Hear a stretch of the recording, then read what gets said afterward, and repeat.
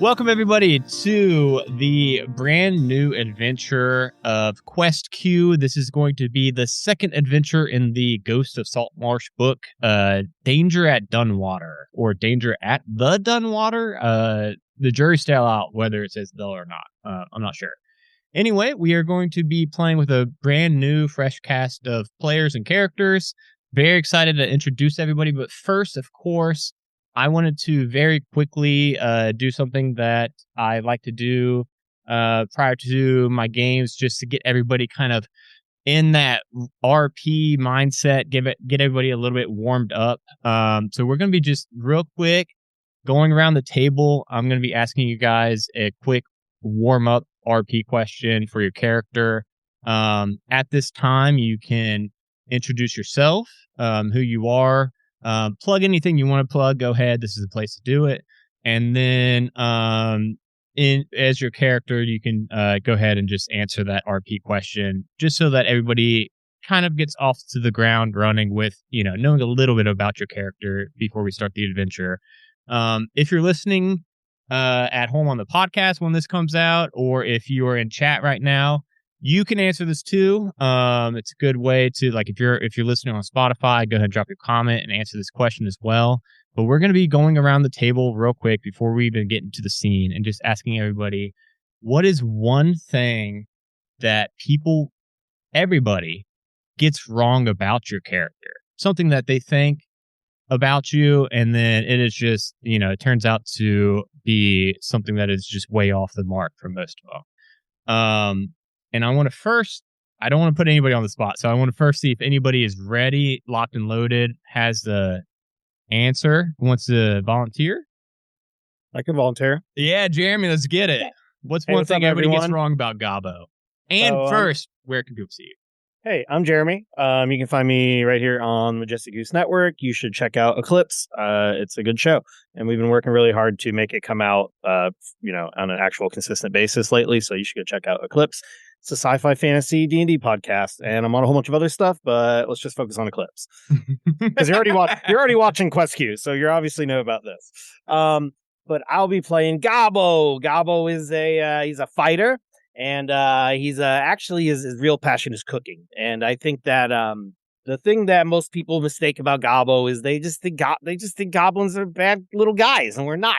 Sometimes we're just normal people like everyone else, and I can make a hell of a glizzy. Okay. Next up, who wants to go second? Do we have somebody ready? I can go. Let's do it, Danny. All right. I am Danny. You can find me doing all sorts of stuff here on the Majestic Goose Network. I'm on Eclipse and Meme of the Month, and that's pretty crafty. You can also find me over on Crits and Knits. We are on our own channel now every other Wednesday talking about knitting and playing some D&D. I will be playing Kinrick. And the one thing that everyone gets wrong about me is that I don't actually need to drink blood to survive. I enjoy food. Gabo's immaculate cooking is fantastic. Just because I can drink blood, it's not all I survive on. So is it more of a... Okay, well, I didn't expect to have follow-up questions. Now I'm like, is this... Okay, well, I guess we'll let that unfold naturally as the story goes on, I guess. Charlie, Megan, Lucas, any of you want to go next? I'll go, I guess. I'm also next on the display mine as well. I'm Megan. I'm just kind of here hanging out, either in Discord or sometimes watching on Twitch. Don't really have anything to plug, so that's about it. I will be playing Jessicora Helvetica, named Jess, or commonly known as Jess. And the thing that people tend to get wrong about Jess, I think people assume that when you walk around saying you worship the death god, that they think you're evil, when really she just wants to make sure that people have the comfort and safety knowing their loved ones have passed on carefully, and that someone cares. Yeah, honestly, it seems like worshiping a dead god, like, it seems like most of them are probably dead, honestly, right? Like, there's so many of them, at least half of them got to be dead by this point. They've been around so dang long. Okay. Charlie or Lucas, who's gonna win this race? Yeah, I can go. Oh, nope. Charlie beat you by half a second, Lucas. Aw. So I am Charlie. I'm not on anything really. I play games online. That's about it. I am playing Cece, the Goblin Barbarian, and everyone always thinks I'm so mean. I'm not. I just really, really, really like food, and I'll try your food and I'll judge you for it. Has Gaba been judged yet? No, I haven't tried Garbo's, but I need to try Garbo's food. I hear it's all the rave. Okay. Last but not least, Lucas, aka Reggie, for the night. So hello, my name's Lucas. I'll be playing Reggie, the Tiefling Ranger. I've been watching the Majestic Goose Network for I think it's 3 years now. I started watching from Eclipse, and then it went to Roll for Weird, and then I started watching most of the other shows. One thing that people get wrong about me is that since I'm a ranger and I'm usually out in the wilderness, they think I do these really big, awesome adventures. But what I do instead is I'll do little mini adventures, I'll rescue a cat, or I'll do other stuff like that. So you're probably kind of a folk hero around Saltmarsh, but a little one. Oh shoot, man. I needed somebody to dog sit for me. I better call up Reggie. Awesome. Okay. Well, we're gonna be starting the adventure off in the Hit Tavern of Saltmarsh. The Hit Tavern, as in it's one of a dozen. So it's pretty poppin'. The Snapping Line. So inside the Snapping Line this evening, it smells like you would expect. It smells like salt and fish and wood smoke. It smells like every other damn building in Salt Marsh, if we're being honest. It's the tail end of the afternoon, so it's kind of bumping up into evening. You probably got a few hours of sunlight left. And this place is at the moment about half full. You've got people kind of bustling in still. You've got the barkeep Ellie. Anybody who's been around in Salt Marsh or in the Snapping Line before, you probably recognize Ellie. She's kind of running around, darting between tables, filling orders and things. Just kind of want to figure out real quick, just inside of the Snapping Line. I know us as the players, and myself, we've kind of talked a little bit about, relationships and combinations of, who knows who and things like that. But I'm kind of curious, in this tavern, where would everybody's character be? Is there anybody that's currently grouped up, or is everybody kind of off on their own, doing their own thing? What are you guys all doing at the moment before we continue? I think Kinrick was probably on the same ship as Gabo when our last jobs ended. And we're probably hanging out together, looking for something new, waiting for whatever the next job's going to be. Do you think that would be you guys just got to Salt Marsh today, and this your first land meal you've had in a while, or have you been here a few days? Jeremy, I'll let you make that call. Yeah, I think so. The voyage we were on, we were working on a ship, and maybe 2 or 3 days ago, we all made land, and then that was it. The contract was up, and we were paid for our time, and that was it. So we're walking out. We got some coin in our pocket, but we are on the lookout for another job. I think Gabo probably has been looking around town. He wouldn't mind getting a job at a restaurant or something, but he would rather work on a ship. And if he is going to settle down at a restaurant, he probably wants to be the chef. He doesn't want to just be a line cook or something. So Gabo's probably just kind of enjoying a few nights before getting a new contract and hopefully going out and being another ship's cook. Okay, cool. Where's Jess at? Jess, you hanging out with these other two? You on your own? How's that looking? I think Jess probably usually sits towards the door up at the bar as when people come in, she can kind of see, hey, these adventures coming in or these down. She's kind of been tasked from her clerical order to help out and, so let's do kindling deaths on our hands. So she's just watching as people come in. Okay. All right. I'm going, and now I'm at the point where I'm just going down the overlays. So Lucas, where's Reggie at in this scene? He might be like in the middle because like there might be like a bunch of the cabin folk and like everyone in the bar or cabin what coming up to him and seeing like if he can do the jobs that he has. Usually, most of them, I'm guessing, they'd be like, no, that's way too risky for me. I can only do these certain things and blah blah blah. But like, apart from that, I feel like he'd be like asking people if they need anything to be done. I don't know if there's like the group, anyone else in this party is like grouping around me, asking if they need me to do stuff. But like, they're just like, there's like a horde of people around me, like asking all sorts of these questions, see if I can get them done or not. Okay, awesome. Charlie, where's Cece at in all this? So I reckon Cece's probably been here a couple of days. She's been mooching out the local food places. She's been getting a munch on, seeing who's what's worthy of going back for seconds. But yeah, she's looking around, she's sniffing about, seeing what she can find. Okay. But she's not found anything that she really loves right now.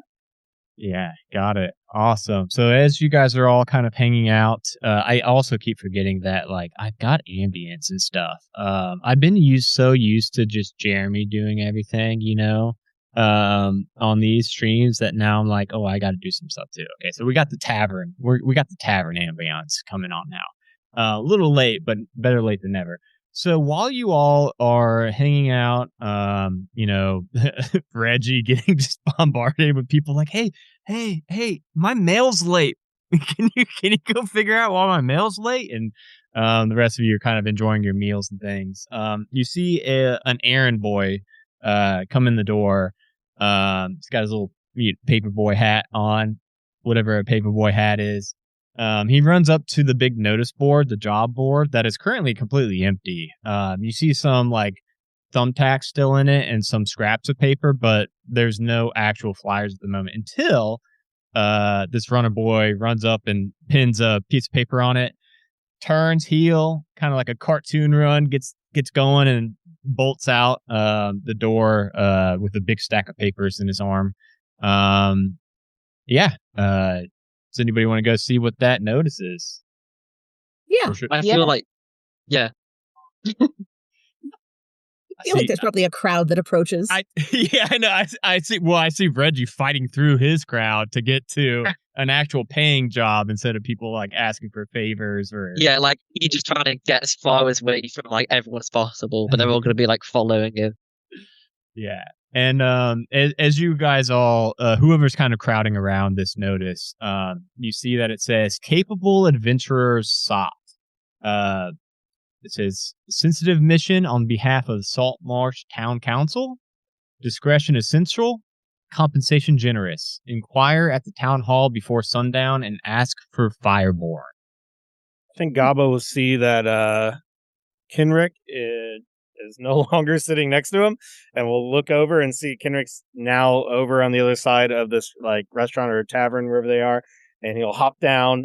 He's going to grab his giant fork, literally a giant fork that's bigger than he is, and he's going to run over and be like, hey, what's going on over here? I turned around, you were gone. I was in the middle of talking, and you weren't even there. I was just talking to myself. Probably look like a crazy person. Oh, well, they'll excuse that. We always look like crazy people. No, there's a job. Would you like to go? Town hall, generous compensation. What kind of job? Like another ship? Like a set? Where are we going? It doesn't really say. I figure we can go and we can ask. Probably ought to go soon. It looks like there's several other people who are interested. I think Jess has kind of joined the crowd at this point. They're like, all right, what's going on this time? Put your arms around Gabo and Kenrick. Just like, huh? What? Cece's gonna like crawl underneath everyone. She's like, move. So with that, after you all have seen this, I think the rest of the crowd, especially, I think Reggie's crowd is probably being a little disruptive. But eventually, like once they realize that something else has Reggie's attention, and it looks like he's going to be taking up some other kind of employment for the town being, that crowd kind of starts to dissipate a little bit, and they'll go back. A couple of them actually leave the tavern, like they weren't even in here to eat or drink. They literally just followed Reggie in. A couple of them do just go back to their tables. They must have just seen Reggie walk in and then approached them. But now it's really just you five standing at the notice board. Nobody else really seemed interested in this. Right. Well, we're supposed to be there before sundown, so yeah, we should get going. Are you talking to me? Me? Oh, Are I you mean, meant to be there sundown? if you want this job, we have to be at the thing by sundown. So yes, you can certainly come along. This is I'm Kenrick. This is Gabo. Oh, hi. I'm CC. Lovely to meet you. Hey, another goblin. Yeah, that's I Yeah, haven't seen too many of you friend. around here so far. I think actually you're the only other one I've seen since I got off the ship yesterday. But Oh, what? No way. yeah, nice to meet you. And he'll Hi. Jake. Do you know anything about this or this job or something or what? Oh, no, it just says it gives you some. We getting money for this? Food? Sounds What are they like. giving us? Well, they say generous compensation. That's usually money, but sometimes they're a little bit weird about things like that. We might get a house or a year's supply of donkeys. I don't know. Oh, I don't need a supply of donkeys or a house. Well, that's why we go ask, right? All right. If they're offering us something ridiculous, we just say no. Yeah, we can just be like, no. Oh, I want that. Exactly. Or maybe if they do give us a house, I can open a restaurant because I just had the battered fish and it was not it. Oh no, the food here is nothing It's so compared to yours. dry. Ugh, and no flavor. You need to try Gobbo's fish. It is fantastic. Yeah, I mean the ale was okay, but this town they don't even see me coming. It's like they don't even know what seasonings are. I don't want salt and pepper. Yeah, right. Where is this? Neverwinter? Sure. Ellie's gonna pop her head over, like in between you all. Like, was the food not up to your all standards? It was okay. I didn't die. You And got no flavor. not like looking at Ellie, you think maybe originally when you guys came into the bar, you probably thought Ellie was maybe like a tall halfling or a tall gnome, and then but now that she's interacted with you for the first time and actually have a conversation, you realize like, oh, that's just a very short human. Yeah. Oh, did you? Oh, what's this? Oh, you all interested? Are you guys gonna go get some money? That looks like a tricky job Hopefully. right there. How do you know it's a tricky job? It said nothing. She's got her arms around both of you. Well, I mean, it says discretion necessary. I could never do that. I'm telling you that right now. Well, some of us can keep our mouths shut. Well, Easier said than done. I'm just now realizing I wasn't really invited to this conversation, so I'm just going to get back to work now. I just saw a crowd and wanted to see what was going on.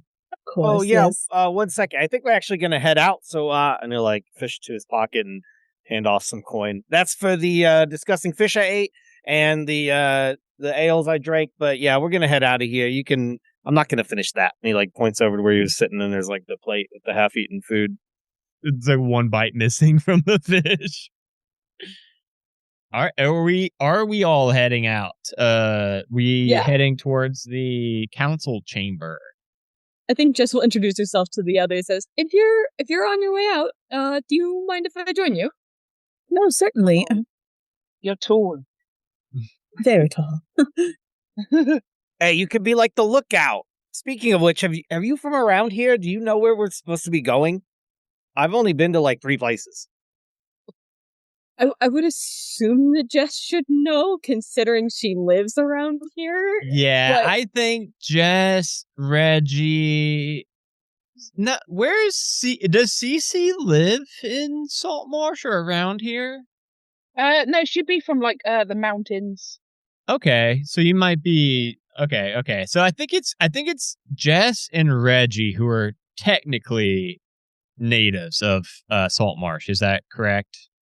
I know Reggie's got a couple caveats there as far as living in Salt Marsh, but you've been around the area, I should say. Yeah.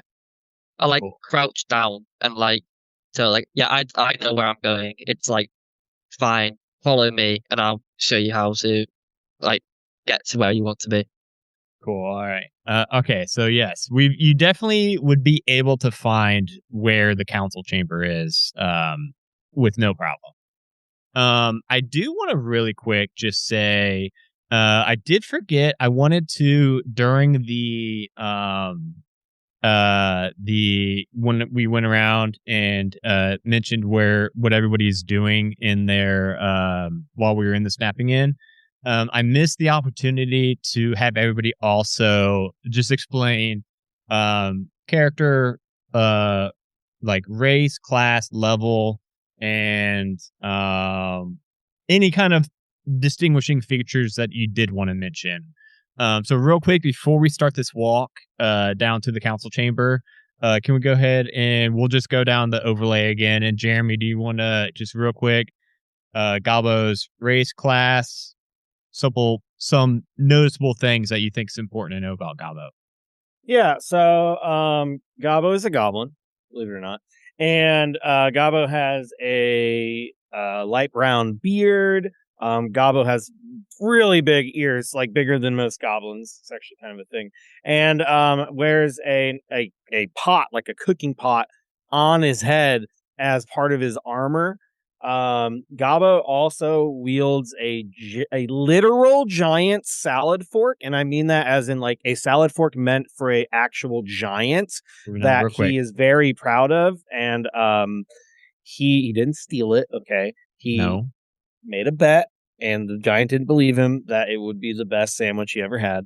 And Gabo made the best sandwich he ever had. And even though it was a tiny morsel for the giant, he did admit that bite was the best. And he won the salad fork. And in retrospect, the giant really didn't lose that much. And if Gabo was wrong, he probably would have died. But good news, short story long, Gabo got a trident that is actually a giant salad fork. And Gabo also has a backpack and all these like pots and pans hanging off of it, tied to little ropes, spatulas, forks. Gabo is almost always wearing an apron that has like all these like oils and little glass vials of seasonings in them, and salt that's from all the different types of smoked salt and things from all over the places he's visited on his voyages. And I think the most important thing to know about Gabo is a team player. But at the end of the day, Gabo is here because Gabo wants to be the best cook in the world. Gabo wants to learn as many recipes from as many cultures as possible. And Gabo loves food. So I just real quick, I do just for my visualization purposes, what is a salad fork again? Is that the 3-prong boy or the 4-prong boy? I don't know, but the one that Gabo has is 4 prongs. Okay. Does anybody on this call know it's the 4-prong? Okay, there I would you go. assume a fork should have 4 prongs, otherwise it shouldn't. But there's it'd be a freak. Listen. The 3-prong is a fish fork. 3 or 2. Oh. Okay, it's a pickle fork. Listen, everybody, we're about to. This has nothing to do with this podcast or show or anything. So if you want, you can turn your brains off in 30 seconds. We went to Olive Garden last night for my son's 11th birthday, and all the forks only had 3 prongs, and one of the kids, I think it was my niece. I think one of my niece Penny. She said, "What? This has 3 prongs." She was like, "It can't be a fork with 3 prongs," and I thought it was hilarious. And now one night later, somebody says the same thing, and that I just want to make sure everybody knows that's wild. Like that is crazy that happened 2 nights in a row. Anyway, okay. And this is the first time I'm considering the fact that my trident has 4. That's what I was thinking. I assumed your trident would be whatever fork was a 3-prong fork. Guys, we can't. Don't get me talking about forks. Okay, Danny, what's up with Kenrick? What's Kenrick? Kenrick is a Dhampir rogue. She is a small Dhampir, so she is only about 4 feet tall. She is incredibly pale, like almost gray-skinned. She's so pale. She's got platinum blonde hair that is pulled back in a really long ponytail. She likes to wear very swishy leathers, like a very long leather coat that she swirls around. But she's very quiet about it. She's very stealthy. Okay. Next up, of course, is going to be Jess. Okay. Jess is a human cleric. She has the very like the common combination of the curly red hair, the freckles, and the green eyes. Just classic, like put them all together. She tends to wear dark colors, kind of the whole clerical order does, because again they worship a god of death or a goddess of death. So you want to stay a little subdued in your color scheme. But she doesn't tend to carry as much stuff because she knows that, we've only got the items that they can pass around to whichever members of the order are actually available to go on a mission like this week or something. So kind of more limited supplies, but what she's got is hers to carry for now. Awesome. And Lucas, what's up with Reggie? What's Reggie doing? He is a tiefling Fey Wanderer Ranger. He has like this really like immaculate beard, and he like will literally wake up like really early to make sure, like maybe like 4 or 5 a.m. to make sure it's like all braided or like however he wants it nicely in the morning, just to make sure like none of the arrows he shoots like get tangled up in it because of how long the beard actually is. Apart from that, he's your like regular tiefling. Like, yes, he might be like a townfolk hero, but apart from that, he's like the usual. Apart from that, and the little caveats that we might get to later, he's just a regular person that the townfolk love. Yeah, and I just want to point out real quick, in your Hero Forge portrait, we definitely see why Reggie needs that beard braiding, because that arrow is fully clipped in that beard. That would be very painful if that one gets loosed. Charlie, what's up with Cece? Who's Cece? So Cece is a goblin barbarian. She's got bright green skin and bright purple hair that spikes up. Her teeth are super, super yellow. So when she smiles, it can look a little bit menacing, but hey, she's soft as anything, sort of. She is on a mission to go to every city, every island, every town to try a specialist cuisine from that place. Or just try some food, but she wants to go to like every restaurant that exists and try the food and judge it. Awesome. Yeah. Okay. Well, you 5 are now currently walking together. You guys have decided, this generous compensation on this notice board was worthy enough to go investigate. So whether you like it or not, you guys have now kind of been thrust together as I don't know the word for a fivesome. I'm sure it starts with quint something, right? Quintet. Quintet. There you go. You guys are now a quintet as you're approaching the city council chambers. I'll give you guys a little bit if you want to walk. I'm picturing this more of Reggie kind of, showing the way to at least the people who aren't as familiar with the town. I'll say it's only going to be about a 5 to 10 minute walk to there. But if you guys wanted to take this opportunity to, chat amongst yourselves and kind of introduce yourselves a little bit more along the walk, then we can do that.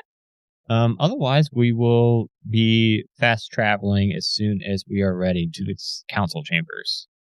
I feel like me like leading the way. I'd like slow down quickly. I'd like pat Gobbo on the head quickly and go, "Do you want me to carry that bag for you? It seems a bit heavy for you." Oh, this nah, it's all right. I'm used to it. It's kind of like I take it off and I'm like super fast and stuff because I'm just so used to carrying it around. It's like Goku. Do you have a tail, Lucas? I think so. Yes. Yeah, Cece is going to be behind you. She's just going to be watching your tail. So she's like, woo, woo, woo. But I do appreciate it. I really do. It's just, well, if I'm being honest, there's some rare oils in here, and I would hate to have to be mad at you if you dropped it and then they broke it and all that. Oh, and he will be mad at you. He once almost burned down a whole ship because of it. Hey, that's not true. Almost. Almost is a strong word. It was probably not going to happen. It was raining anyways. Got it. Don't get on your bad side. Oh, I mean, just don't mess with his food. Fair enough. Hey, look, I'll eat it. Oh, he does like that. Oh, you can eat? Yeah. Oh, I'll cook for you all the time, but I just don't like it when, there's people in there and they want to taste it early, or they're trying to mix it in there or tell me how to cook. Like, I got it. But I do appreciate it. Thank you. No problem. And as you guys are all walking, following Reggie, like I said, it's only a couple of minutes walk, and then you see the outside of the council chambers. Pretty basic looking building, even though it's, I guess the only government building in here in all of Salt Marsh, but it doesn't really look any more flashy or gaudy than any of the other buildings in Salt Marsh. It's, wooden planks and a lot of brown. This entire town is so brown. It's probably one of the least aesthetic looking places any of you have ever been. But and it smells like fish. I don't know why anybody would come to this place, but that's okay. I'm the DM. I don't have to go there. I'm not gonna complain. I'm not going to complain about how brown and stinky Salt Marsh is. You guys find the Jeremy, what is Gabo rolling? I keep seeing Gabo rolling, and I don't. I know. I'm just testing it. That's why I keep writing under it. I'm just testing it. It's not adding all my stuff, and I'm trying to figure it out. Okay. Oh, now I see your chat. I know the timing was like, hey, can I hold that for you? And then I just start rolling attacks. I know. I was like, you're not like attacking people while we're walking, right? I was trying to figure out why it's not adding all my stuff. I'm going to just roll it manually. Okay. I just wanted to, okay. You just see all these Trident attacks. Well, and they're also on the stream too, right? So I'm like, I want to figure out what's going on. Okay. Do you guys make it outside of the council chambers? And it's still daylight hours, so you assume the door's open. Who's leading the charge in this? Who's going in first? Suppose it be me, because I've been guiding them the entire. Yeah. Unless Gobbo or any of the goblins run in there before me. No, I think it makes sense. We'll have Reggie with the first one that kind of goes in through the building. When you get inside, you all see that it is, it's like most of the other buildings. I'm not going to get on another tangent, but it is another very brown building. There is an area in this building that is for a receptionist kind of position. It's currently empty at the moment. But you do see back behind that receptionist desk, there's a cracked door where you can hear some conversation coming from that. And other than that, you don't see or hear any other people around. Well, that's rather rude. If they're going to invite us to come here for a job, they really should have someone, here waiting for us. Yeah. Is there a bell? Do you see something to ring? Do we just need to yell? There is a bell on the counter. Hello! Someone got here before us. Kind of bell with just banging things. Oh God! Okay, yeah. A couple. It's not long. It's a couple seconds. Kenrick's like, maybe there's a bell somewhere before Cece just starts fucking kicking shit and yelling. There is a bell on the counter as well that maybe Kenrick will go up and press, but it's. Those of us who are so short just simply can't see that. Yeah. So bell up there? before the bells even hit, that door that was a little bit behind the counter will creak open, and you'll see a very red-headed man, very red hair, red beard, a very long beard. Anybody who's been in the town, Jess and Reggie, I think, maybe CC. You three would probably recognize this man as Elander Fireborn. Everyone just calls him Fireborn. It's always nice when your surname just kind of maps out to your like physical traits, right? Like that's always convenient. He'll poke his head out. Yeah, are you all? What are you all here for the job posting already? Yes, it said before dark, so before sunset. He'll back up in the room and swing the door open a little bit more. You see inside the room, it looks like it's probably like this guy's office. It's not a massive room that they're in. You see a desk and a chair on the other side of it, and then you see a couple chairs in front of the desk. And standing up, like right in front of one of the chairs facing the desk, is what looks like you would think it's probably a human woman.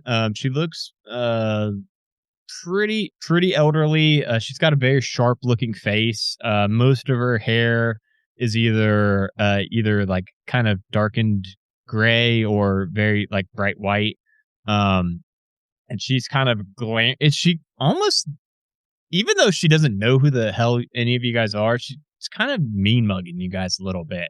But Fireborn is very welcoming, and he's kind of waving you guys into his office. And now that he has waved you in, you do see that outside of this door, there's a little placard that says Elander Fireborn on it.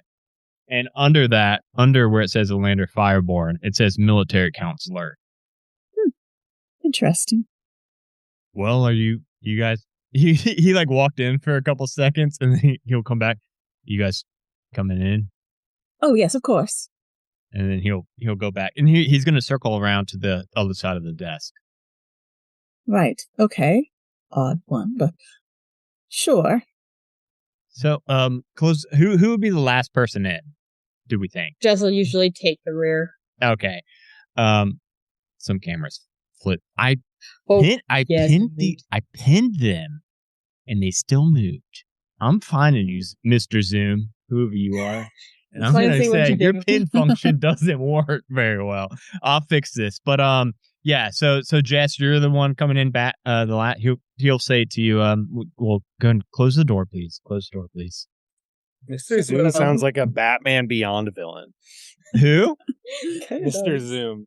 Mr. Zoom. I mean, I want to find Mr. Zoom because now, let me fix these cameras real quick. But he's gonna, as you guys all come in the room and close the door behind him.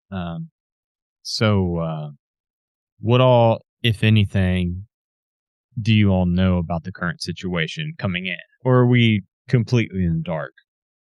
No, there's some light in here. It doesn't seem too dark. I mean, you could light a few more of the sconces. It wouldn't hurt, I guess. It might get a bit hot in here.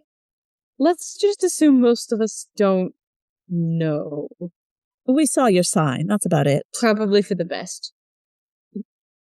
Well, so if you haven't heard yet, of course, we recently broken up a smuggling ring of armaments towards the Lizardfolk. Congratulations.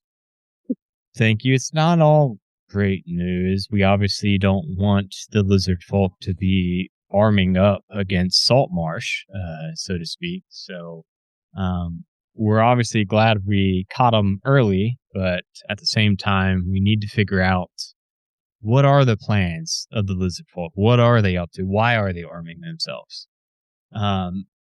Etta here, and he's going to raise his hand and point towards that kind of older human woman who with the hawkish face. Etta here thinks that they pose a grave danger towards Saltmarsh. I'm a little bit of an opposite opinion. I hear that in the event of the clearing out of the previous Lizardfolk smuggling ring, that a few I've never actually thought of that out loud. What is the term we would use for somebody who lives in Saltmarsh? Salt Martian? Salt Martian sounds fine. A little odd. Saltmarshian, yeah. We'll go. I also think it sounds a little odd, but we'll go ahead and go with that. Um, there was a trio of lizard folks who were freed in the process, and they were able to actually help the members of Saltmarsh. So, with that knowledge, I think that it's at least worth considering that the lizard folk aren't fully having hostile intents. So what we're seeking for a group of individuals, and he's going to kind of eye over you five. Um, do you all know each other already? We spoke. Yeah, we're friends. I think. Be nice. Is that a requirement? No. I just assumed that if you do, know each other previously, that maybe you have all worked with each other or went on an adventure together in the past. But it's definitely not a requirement by any means. Yeah, the two of us know each other. I was kind of hoping this job would be a little more like normal. Like, what do you want us to do exactly? You just said that the lizard folk aren't a problem and they helped some people, but you want us to go there and see what they're doing? Well, mean, you almost hit the nail on the head. Yes, we do indeed want. That's why we said discretion is necessary, compensation generous. We need people to go up to the Dunwater, and there is a lizard folk lair in. I don't really know what terminology they typically use, but there's a lizard folk stronghold there. Let's say that. And I believe this is the stronghold where they were actually smuggling the weapons to. So all we want to know is why. Obviously, the more information you all can get us or gather, you all will be getting more compensation. The more helpful it is, but we really need a team that's able to go in, find out what they're up to, not start a war. That's a pretty big one.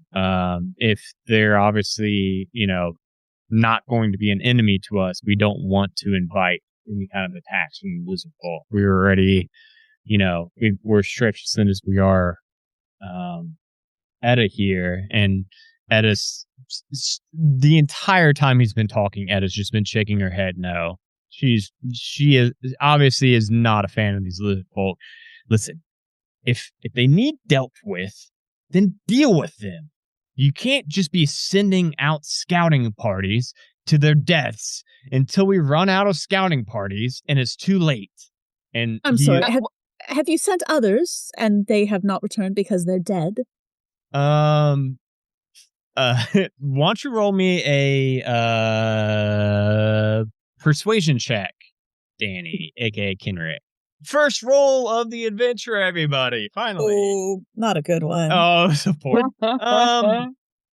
She says, well, no, this will be the first one, but I'm assuming that you all will probably go and perish at the army of the Lizardfolk, and then we're going to be 5 members short at Saltmarsh for when the time comes to defend the city. And Firebrand's gonna he's trying to shut her No. So. First of all, we wouldn't help defend this smelly town anyway with your attitude like that, so thank you. And second, what makes you think we're going to fail? And Fireborn literally pinches her lips shut. And listen, she has her past prejudices against Lizardfolk. They have shown us I know they're arming up. They have not been spotted near Saltmarsh. There's been no threats or anything like that. So obviously within the council there are rifts. There are people who think that the Lizardfolk pose the gravest of threats to Saltmarsh. And there are those that are like myself who, knowing some past lizard folk who have helped the town, I don't think that they're necessarily arming against us. So, that all being said, the job is simply go up the Dunwater, go to the Lizardfolk lair, den, stronghold, and discover what their motives really are. And that's one way or another, and that's why we said discretion is required. We obviously will leave that in your all's hands how you would like to approach the situation, but it could, like I said, we do not want a war with the Lizardfolk. If push came to shove, Salt Marsh could definitely defend ourselves against such a threat, but it would probably come at pretty heavy losses, and I don't think it would be worth it. So if diplomacy is available, I suggest we pursue that path first. And if not, if you all come back and say, oh, yeah, we found out they are 100% arming themselves against Saltmarsh, then that will be a different conversation entirely. And at that point, we will be amassing our own forces to go to their lair. But before we do all of that, we would just like some information. Right. I think we need some more information as well. What is this generous compensation you're offering? So we will offer a upfront fee of 40 gold pieces per adventurer. And then this is where things get interesting. Depending on how much information you're able to gather, depending on, the circumstances when you return and what you're able to bring back, we've got kind of a scaling compensation system. So no matter what, if you go, you find out, hey, they're about to attack, and that's that.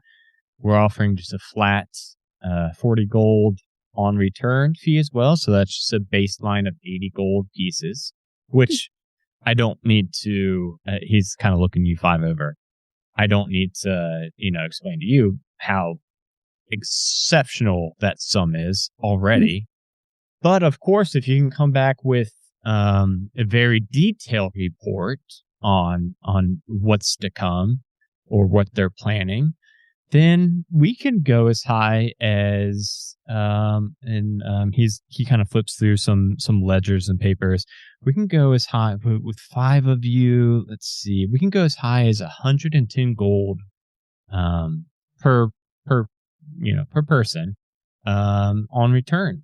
Of course, that will be to discretion of not only myself but also our moneykeeper Pell. Pell will also, he'll have to. He's the penny counter, so to speak.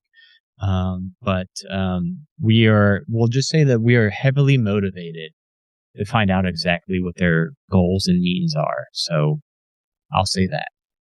All right. Well, I think we need a moment to discuss this, if you don't mind. Of course, take any time. If you can, if you want to step out into the lobby. I don't think anybody else is out there, and you can take it all the time you'd like.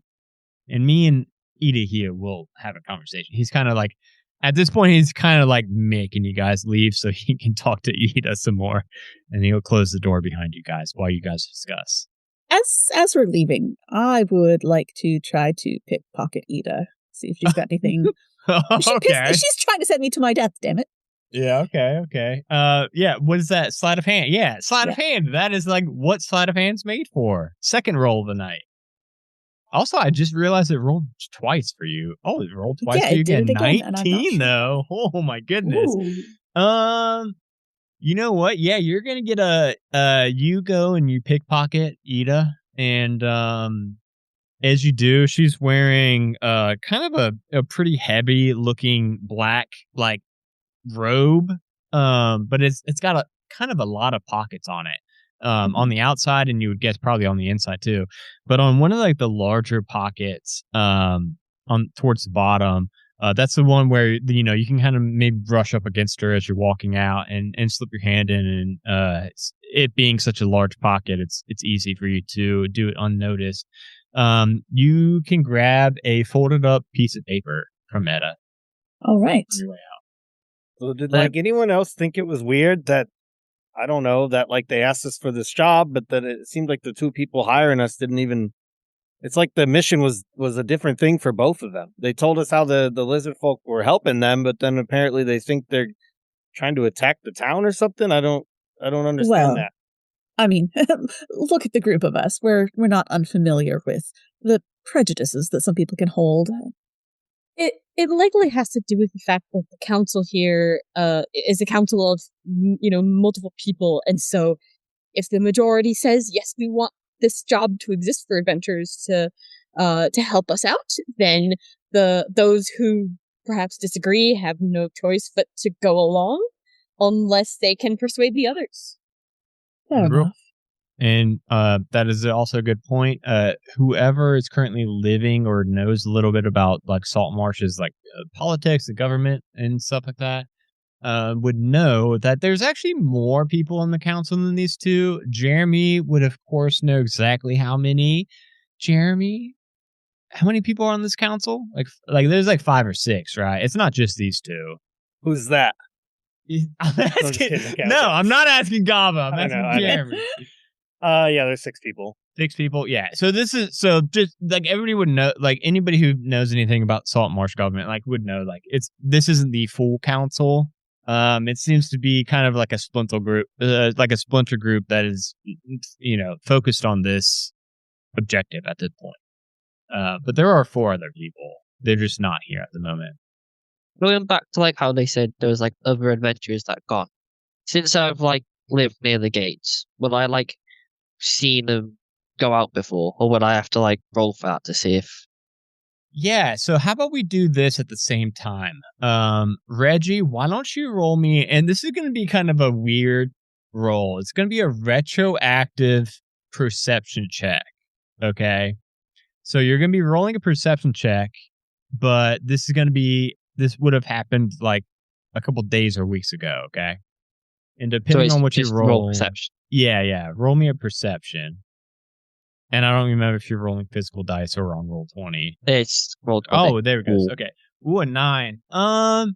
Reggie, I don't think, I know you usually will like post up outside of Salt Marsh, especially like in the evenings. I don't think you saw anything, anything like this. I don't think you specifically saw these adventurers go out or anything like that. But now we will go to Kenrick with Kenrick's letter, folded up letter, that she was able to pickpocket. So Kenrick, you open that up, and I think like the 5 of you now are kind of like all gathered around. I think Reggie's trying to remember like adventures I'd be, like, going out, crouched down, like hugging like the group, trying to like squish him in so I can actually see. Yeah, and you're trying to, remember like if this is jogging anything on your memory, but it's when Kenrick is opening up that letter and she's reading, it's actually a contract, a folded up contract, where just really quickly glossing over and parsing all the information on it, Kenrick, you would see that this is pretty much a contract from Ida, the paying party, to a group of mercenaries. It doesn't say the number of them. It just says like a mercenary band name. And it's for a set amount of gold to wipe out the Lizardfolk. Oh, lovely. So she is trying to kill everyone. So she was definitely trying to go and wipe out the Lizardfolk. You also, Reggie, I think if Kenrick, are you going to share that information with the party? Oh, absolutely. That's that councilwoman. I don't like her. She's very deceptive. Yeah. And she doesn't hide it all that well. Look, here's a contract. She's obviously hired some mercenaries to go kill the Lizardfolk. But is there a date on this? Is it? Yeah, it's from a month ago. Oh, this was a month ago. Clearly they failed. I don't know why she still has it in her pocket. It's a big coat. It's a big Sometimes coat. you lose things. Yeah.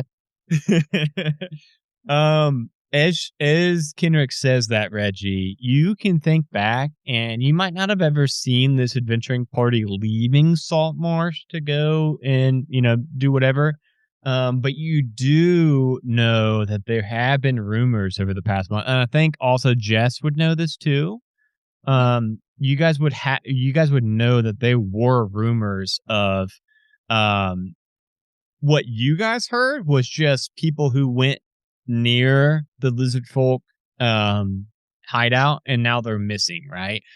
You two wouldn't know that they were sent by Edda to go and try to wipe out all the Lizardfolk. You just know, yeah, there's a group of like guards or mercenaries that left the town and they haven't come back yet. And that's kind of the rumor mill just working.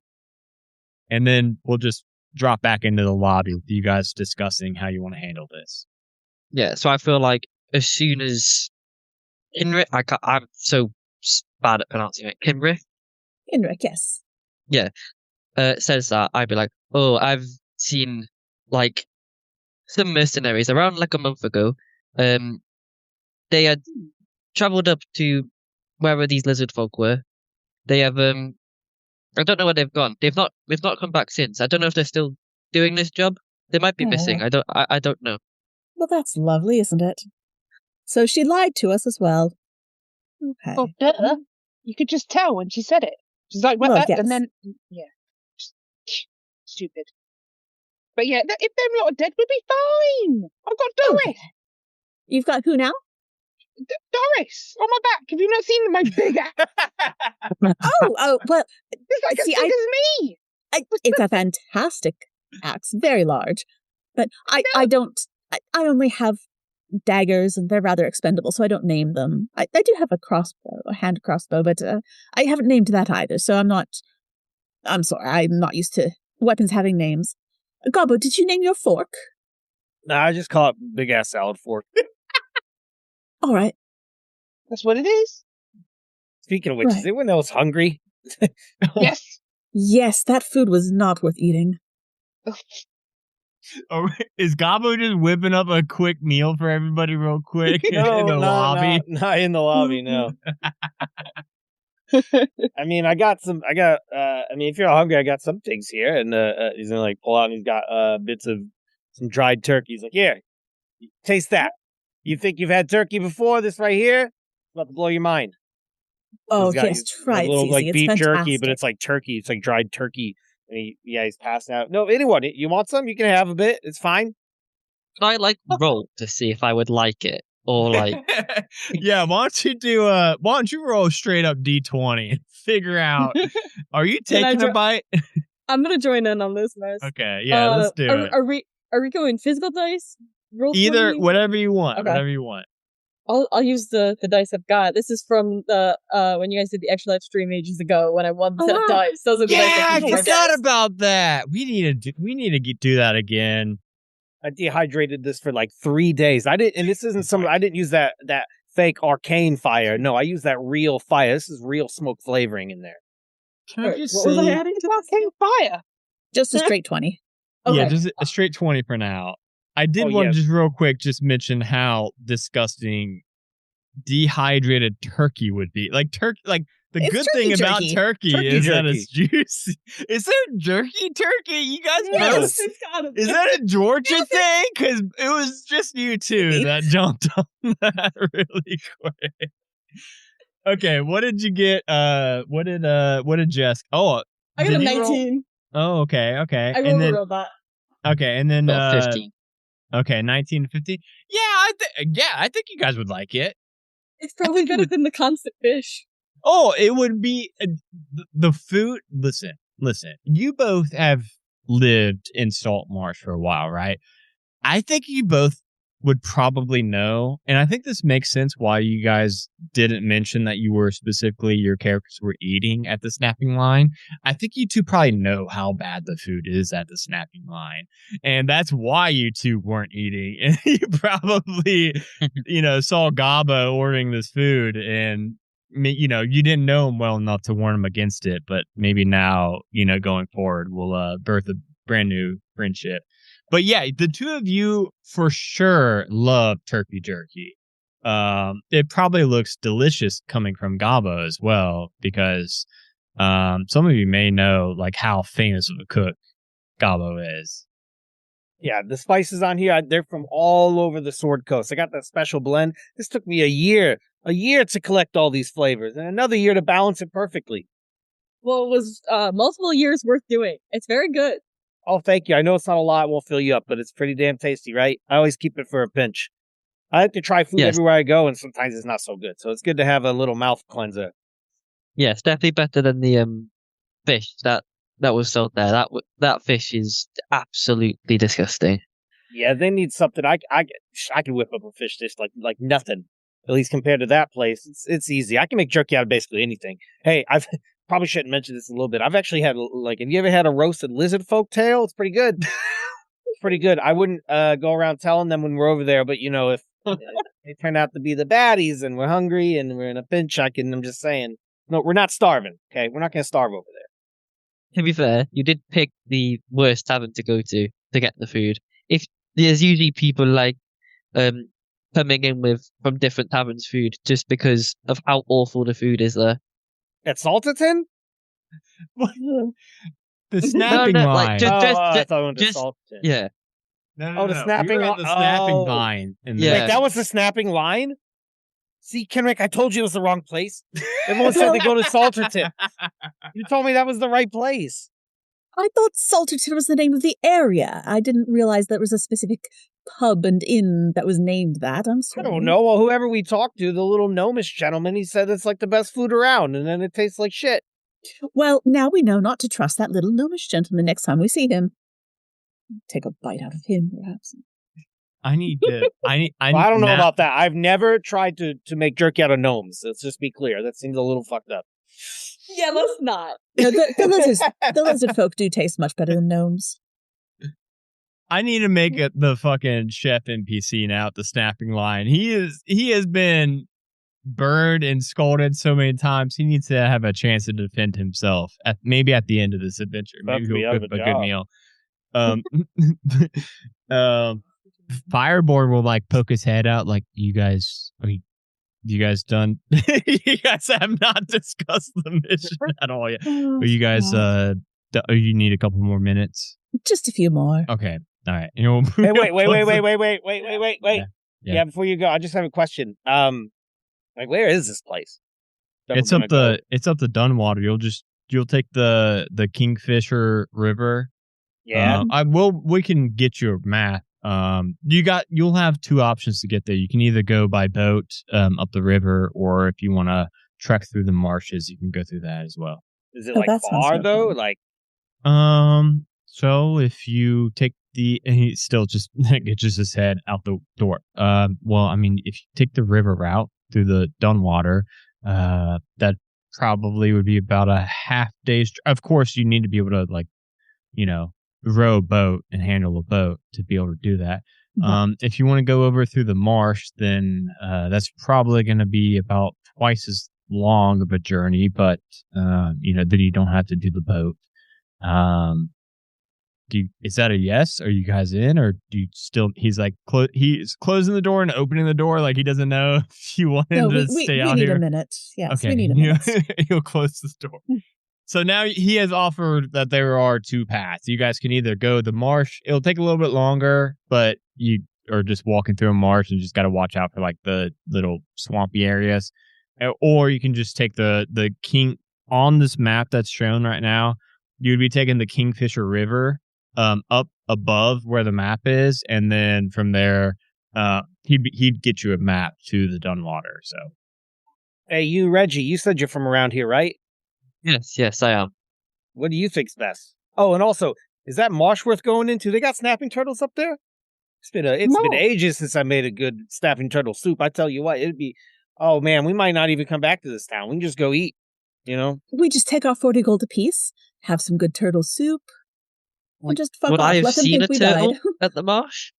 Well, that's what I'm saying. Have you ever seen them, or have you been there? Or I'm sorry No, if it was this is more your of a- town. I don't want it to get overrun and all your friends die from Lizardfolk or something. But it's just something doesn't sit right here. And you know what always sits right? My turtle soup. It'd make you feel great. Reggie, Would I have seen a turtle at them? Yeah, I was gonna say, I think Reggie, you've probably never been to the actual, this Lizardfolk den we're talking about, because it's at least far enough outside of town that It's probably kind of outside of your, your usual stomping spots. You've definitely been in the marshes before. You've probably seen a turtle or two in there. I wouldn't say you've seen like more than the average amount of turtles, whatever that is. But you probably also have been on the river path as well. And you've probably seen some turtles that way also. So you think if the gauge is gonna be which path has more turtles, they're probably 50-50.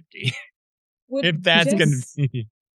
Would Jess have any reason to know, like, is one way more dangerous than the other? Like, do they get more people who have tried to venture out?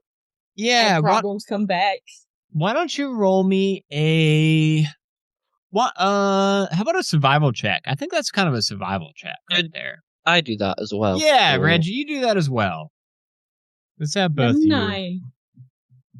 9. Let's thumb through.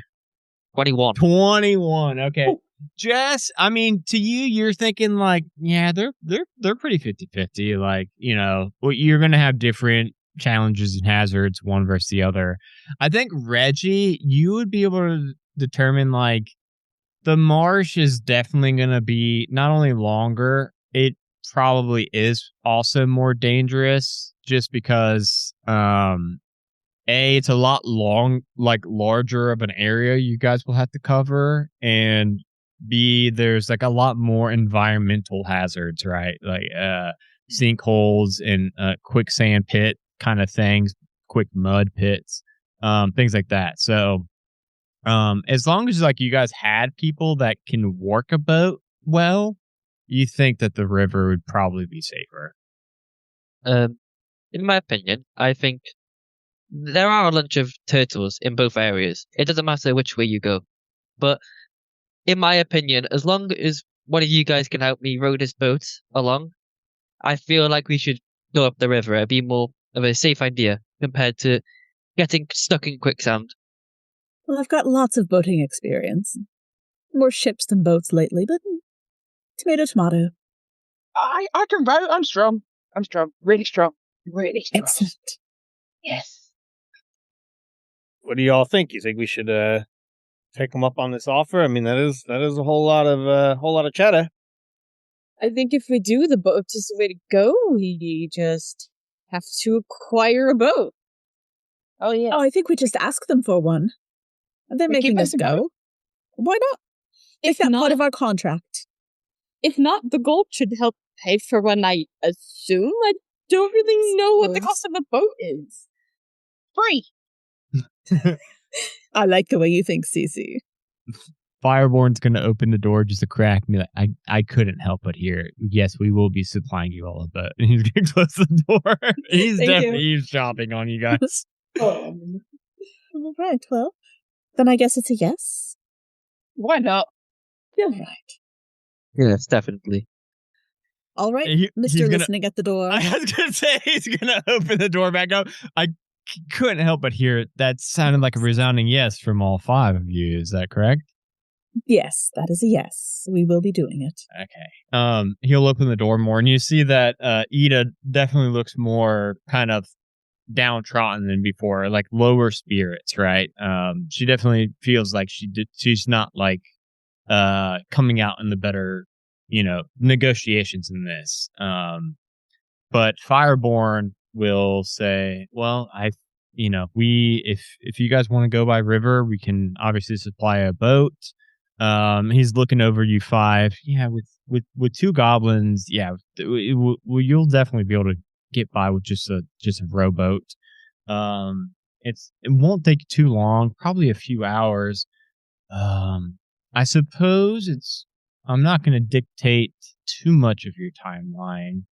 Obviously we're a little bit pressed for information, but at the same time, I understand that it's getting late at the moment. So with all of that being said, are you all expecting to leave tonight, or are you all expecting to get some rest and leave in the morning? Well, what time of day is it at the moment? Right now, we have established it's about late afternoon, so we'll say and that was before we have walked up to the council and had this conversation, so we'll say it's like 5:30 in the evening at the moment. So if you guys went the boat route right now, I think you guys would be just getting to your target area, like just as night is falling, probably like 10 or 11 at night. I suppose leaving now puts us there in the dark, which is good for sneaking in, but also not so great for actually traveling at the end there. If we run into any problems, then we're boating in the dark. I don't know about you, but I don't like traveling when I can't see where I'm going, especially in a place I've never been. Don't you have the vision of the dark? No? You can't see in the dark? Do you? Oh, yeah. Yeah, well, I Lucky can see you. fine too. Yeah, this is. Yeah. Same with me. See in the dark. What? Yeah. Why can't you see in the dark? What's wrong with you? What's wrong with your eyes? My night vision isn't Well, that I good. mean, I My can, depth but perception is a little off too. Wait, is it just Jess who doesn't have? She's a human. I don't know. I know. Yeah. Does Reggie have? Do tieflings have dark vision? They might, right? Yeah, I I have think they 60 feet. It's Yeah. literally just Jess. That's crazy. I've never had a party like that where only one person doesn't have. Might be with tieflings, the subclass. Yeah. I think that's a tiefling thing for sure.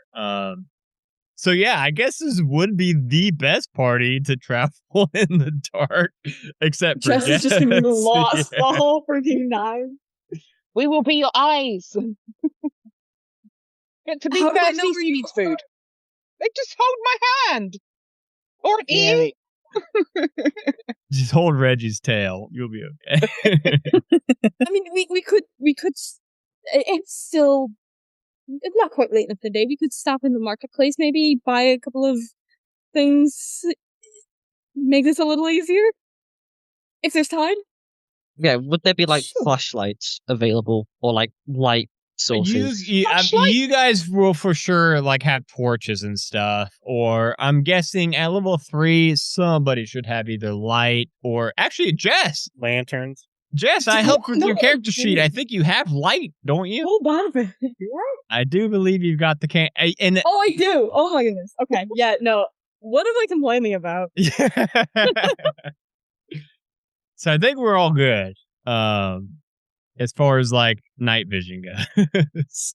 Jess could just make a floating light above the thing. If that's what you guys wanted to do. I guess it depends mostly like on what kind of light level do you want to approach the lair, den, stronghold of? Do you want to approach it at night or during the day or what? I think that's what it really comes down to. Well, if we're trying to be sneaky and we come up in this boat in the middle of the day, they're going to see us. If True. we're coming at night and we got a big ball of magical light floating above us, they're going to see us.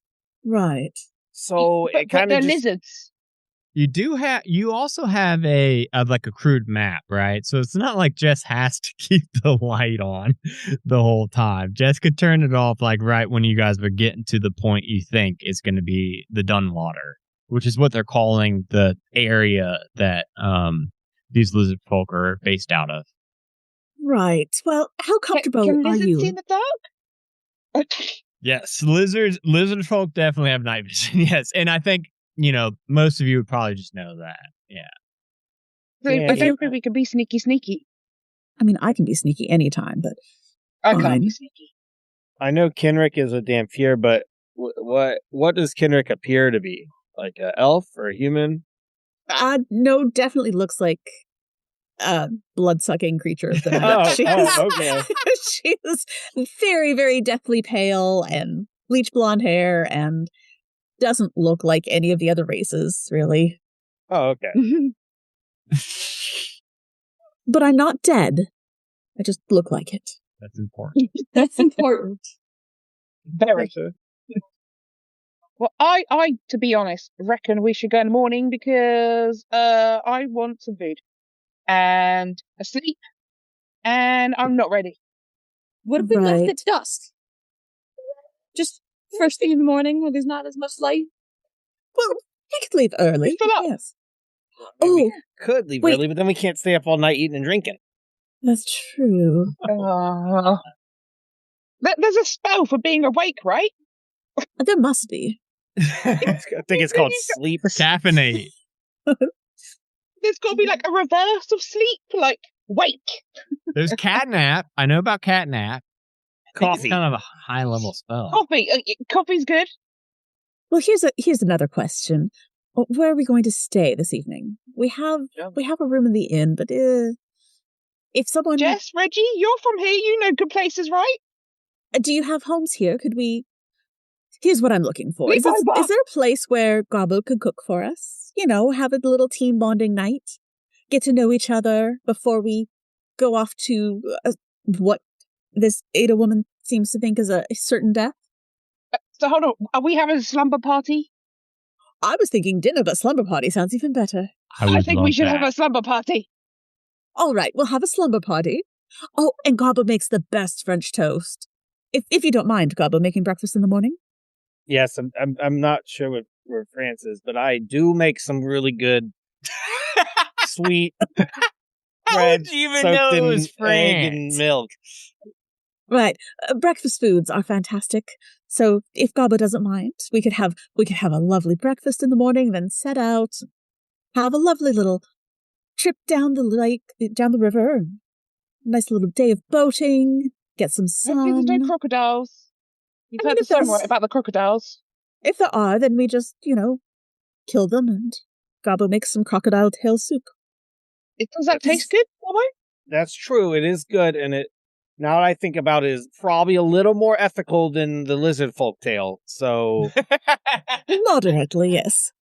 I mean, I guess it depends who you ask. If you ask the crocodiles, they probably wouldn't agree. Yes, but if you're not a druid, really, you're not going to be asking them. Oh, no. We don't have I any think I druids in do our group, have do we? talk to animals, so Oh, I was going to say, I think I have a thing that I could speak to animals as well, you know? Oh, well, I'm yeah, sorry, speak of crocodile, we're animals. eating you. And don't worry, Reggie. I see the way you're looking at me. I don't just think about cooking everything with a tail. You're safe, okay? Yeah, we have had a lot of tail-based cuisine discussed tonight for somebody in the party having a tail. But if someone were to die and we were trapped and starving, I'm just saying, I'm open to try new things. I don't believe that I am. Tail. So please do not. Also, if someone dies, then I have failed to do my job, and I'm probably the one that's dead. Please do not. Yeah, see, it's a I don't good want to point. eat any of you guys. all right, well, but a crocodile, you're open to that? Yes. All right. Is it not Oh, chewy, sure. though? It can be. It's actually particularly good done up with a garlic butter, blackened, just very Cajun style. Oh. I'm sold. Once again, not sure what Cajun means, but yes. There's a certain arrangement of spices. I thought Cajun was when you put something in a cage. Cajun. That's true, Okay. too. Hopefully those lizard folk aren't going to be caging us, you know what I'm saying? Because we go over there. Well, honestly, I could probably slip out. But the rest of you are, normal size. Well, besides you, I'll Cece. just smash out. Smash out. It's fine. Anyways, so the morning then. Yes. Yes. I have a mini little campsite if you want to follow me to it. A campsite? Ooh, we could have a camping slumber party. I think you can do. All right. I just saw I had like a bedroll, so I'm guessing I could use that for Yeah, some we'll sort of... say it's up in the Sea Grove forest right there. You see that on the map? I would love that because obviously, and we may explore Reggie's background a little bit as this adventure unfolds. But yes, obviously Reggie does not have his own house in Salt Marsh. But yeah, we'll say I like that. What do you think, Lucas? That Reggie's little campsite's in the Sea Grove forest right there. It'd be like right on like the edge though, just so like he can see. Like that's how he could think he could see people coming in and out, like because he's on the edge. Maybe right there in that southwest corner, so you can see like Salterton, and also Bridgers, right? Yeah, you got a nice little view of both little main hubs of Salt Marsh. Yeah. And then that's also the river that you guys would be taking off on. So, like, you guys could dock your boat right there on the river just outside of the Sea Grove. And then in the morning, you just hop on that, head north, and would be continuing your journey on towards the Dunwater. If that sounds good to everybody. Yeah. Yeah, what about you, Jess? Do you have a house, or are you homeless like the rest of us? No, sorry, just would probably stay with the like clerical order. So she doesn't necessarily have a house of her own, but she has a place to stay. Yeah, But she'll come join you.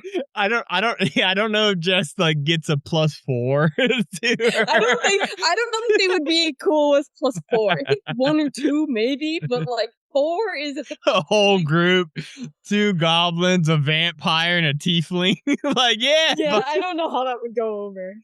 She'll come join you. Yeah, maybe the Sea Grove camping. It might not be as comfortable, but it might be more logistical. All right, cool. Yeah, let's do a quick camping scene then. I don't actually have any camping ambiance, unfortunately, ready. Then sing for us, Adam. Okay. No.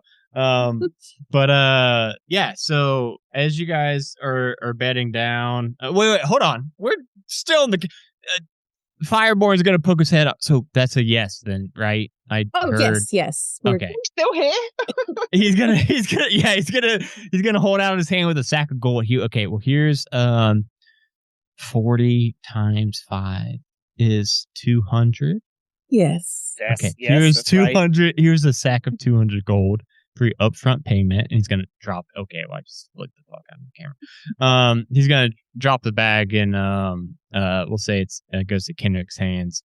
I'm gonna continue my conversation with Ida here, but just I eagerly await your all's arrival. Please be safe. Again, we do not want a war with the Lizardfolk at this point of time in Saltmarsh. So whatever you all can do to alleviate that, please do. And he's gonna just kind of close the door behind him. No, waiting for don't go yet. No. He'll crack it back open. Yes. The boat? Oh, yeah. Where are you all staying tonight? Sea Grove. In the forest bit, just on the edge, I think. Okay. I will arrange to have, and you're leaving in the morning. Is that correct? Yes. Did I hear that through the door? Of course you did. Yeah. If you all just meet at the bridge at the paddocks and the Kingfisher River, I'll arrange to have a boat there in the morning for you all. And he's gonna look over the 5 of you again, and he takes his fingers and he seems to be like trying to measure up like Cece and Gabo. And he's like, yeah, it'll work. It'll be okay. And then he closes the door. All right, that was fucking weird. Did anyone else think that was weird, that last part? I think he's trying to stick us with a small boat. Taking a picture of us? He's like with a baby. He's like trying to like crush things from a distance with your finger. I don't know what was going on there. That was weird. Very strange. Weird people here. Do you all want your money now, or should I keep it all together? Should we divvy it? Oh, I was going to say, should we divvy it up? But I haven't got any pockets. All right, I'll hold on to your CC. Anyone else want theirs, or? Yeah, I'll go ahead and take mine. Just throw it in here with the rest. Right. Yeah, just throw mine in. I don't really need it right now. All right, well, CC, just hit me up when you want yours. Yes, I don't want to be jingling around, that's all. I can feel it. If I had pockets, I'd be jingling. Does Cece not have a bag or anything? She's got a bag, but she doesn't just throw money in it like randomly. That's true. Yeah, that is very true. Anyway, she's wearing the wrong t-shirt today. We're talking about nonsense long enough. What about dinner? What are we thinking tonight? You know, do we want to pick anything up on the way? Like ingredients? Obviously, yes. We're You're not the going to chef. stop. Well, yeah, just what are y'all hungry for? I just figured, one of these, we could probably feed a lot of us with 1 gold coin. Well, here's a gold. Buy whatever you want to feed us. Yeah. I trust you, chef. How about literally anything but fish? Yeah, that I'm sounds good with that. perfect. All right, Yeah, Adam. so do I you like- want us to go do this, or do you just want No, us to? so yeah, I was gonna say I like the idea that I think Reggie could take the other three. Well then I don't know how Gabo would find you guys. I was gonna say Reggie They could take could the other. all go shopping while I like set up the camp, and then I can come back. Okay. Well, I'm gonna kind of like we're gonna be montaging the actual like shopping the shopping scene. I just was trying to figure out exactly like how everybody's gonna be finding Reggie's campsite. You know what I mean? But I think you guys could probably Reggie could probably like give Gabo a rough enough map that he could find the campsite, and then Gabo could go into town and buy his supplies. If like the rest of you four want to go set up camp, and then we'll have Gabo going out shopping, and then Gabo won't have to help set up the camp, if that makes sense. Does that sound good to everybody? Yeah. All right, we'll do that, and I'm going to, of course, play some amazing campfire audio from Tabletop Audio. If you don't use Tabletop Audio, you suck. I'm just joking. You should. But yeah. Okay, cool. So everybody else except for Gabo is able to make it to the campsite. What kind of camping situation are we setting up? Like, what's everybody's sleeping situation going to be out in the wild? Have you ever camped out in the wild before? If so, or if not, like, what's your plan for the evening? Like, what are you going to use for a bed and such? So Cece's pretty used to camping out as she travels about a place. So she's going to find a tree. She's going to climb in that tree. She's going to make like a little bed in her tree, and she's going to be like, yeah, "This is good." You're in a tree? Oh Yeah, my the goodness. floor's Okay. scary. There's bugs down there. I love it. You do- Okay.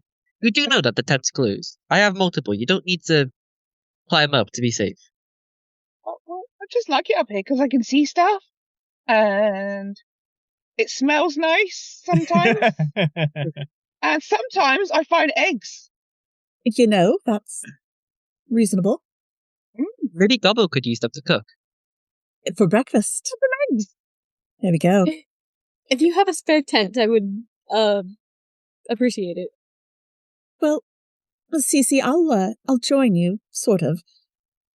Kenrick is used to sleeping in a hammock suspended from the ceiling in the boat so that she rocks or stays still as the boat rocks.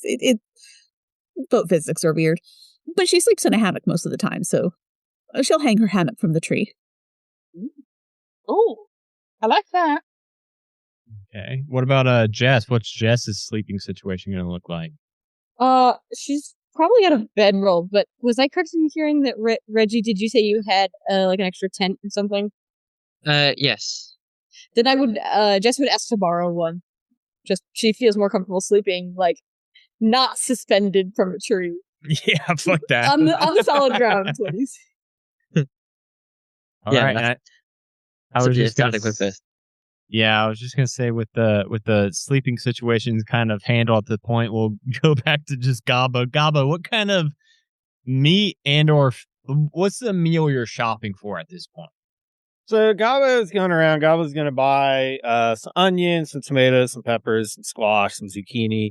Gabo is going to get a pat of butter because he has like a lot of fancy oils and seasonings and things, and keeps even has a little jar of saffron. It's expensive as shit that he keeps in his bag. But the larger things that he might need a large quantity of, he's going to buy. So he'll get some like oil. Now I would say, as he's looking, is there anything that, because he's always on the lookout for like things that can only be found in that place.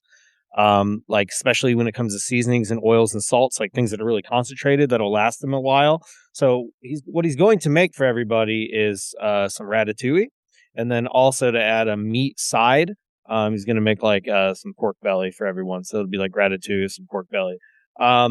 But is there anything in Saltmarsh that's you can only get it here, or like that would stand out that maybe like even some of the merchants had brought in that he could add to his repertoire of ingredients that he likes to keep on him?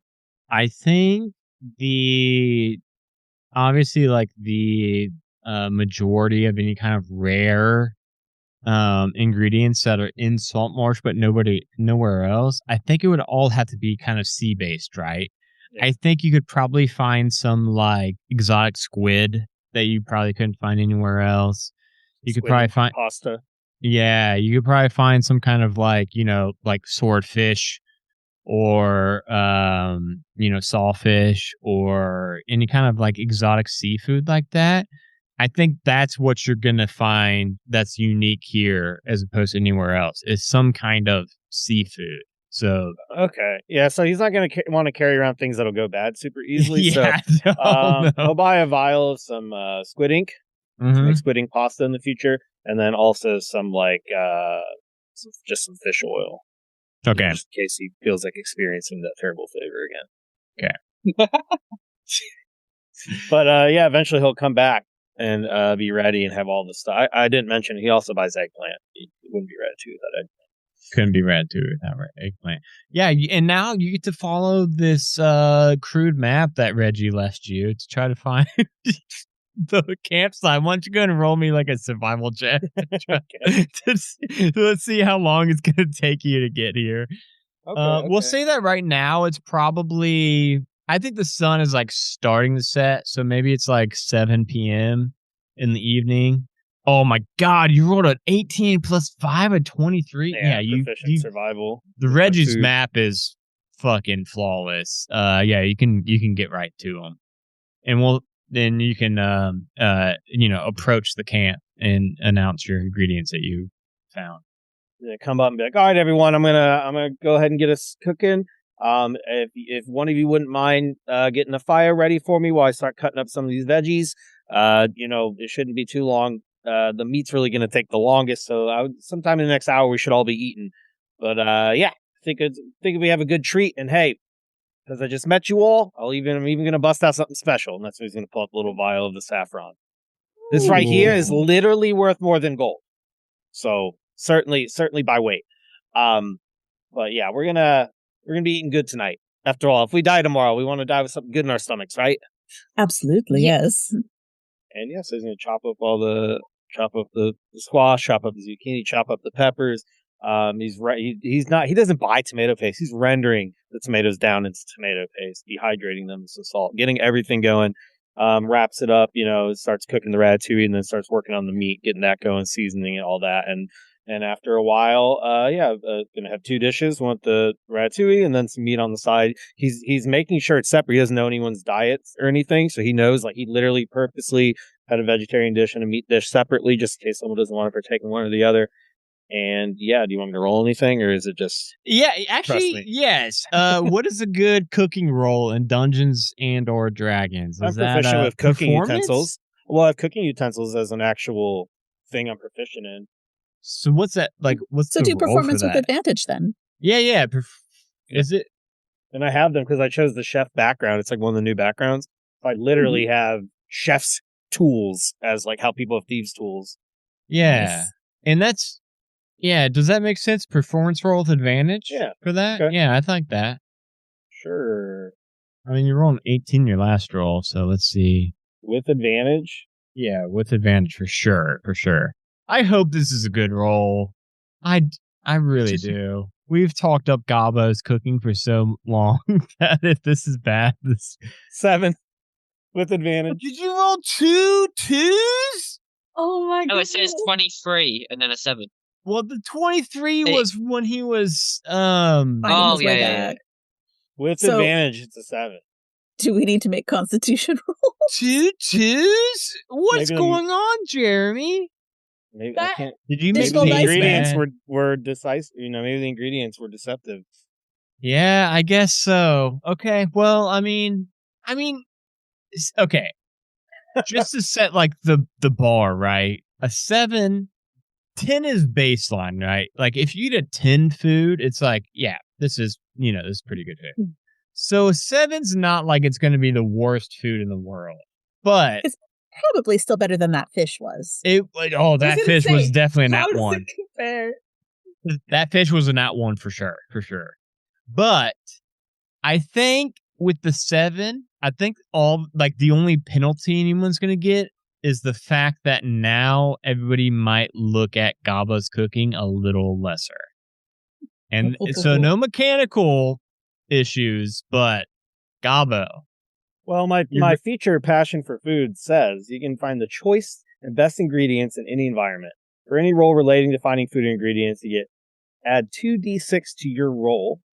And for any food you make, add 1d4 hit points to the creature who consumed the dish. Why don't we go? Okay, you know what? So I'd get that 2d6. Yeah, I was gonna say add the 2d6. I know it says for food you find or whatever, but I think that matches up. It only has 3. Okay, well you got a baseline then. You got a baseline tint. Oh my goodness, I don't.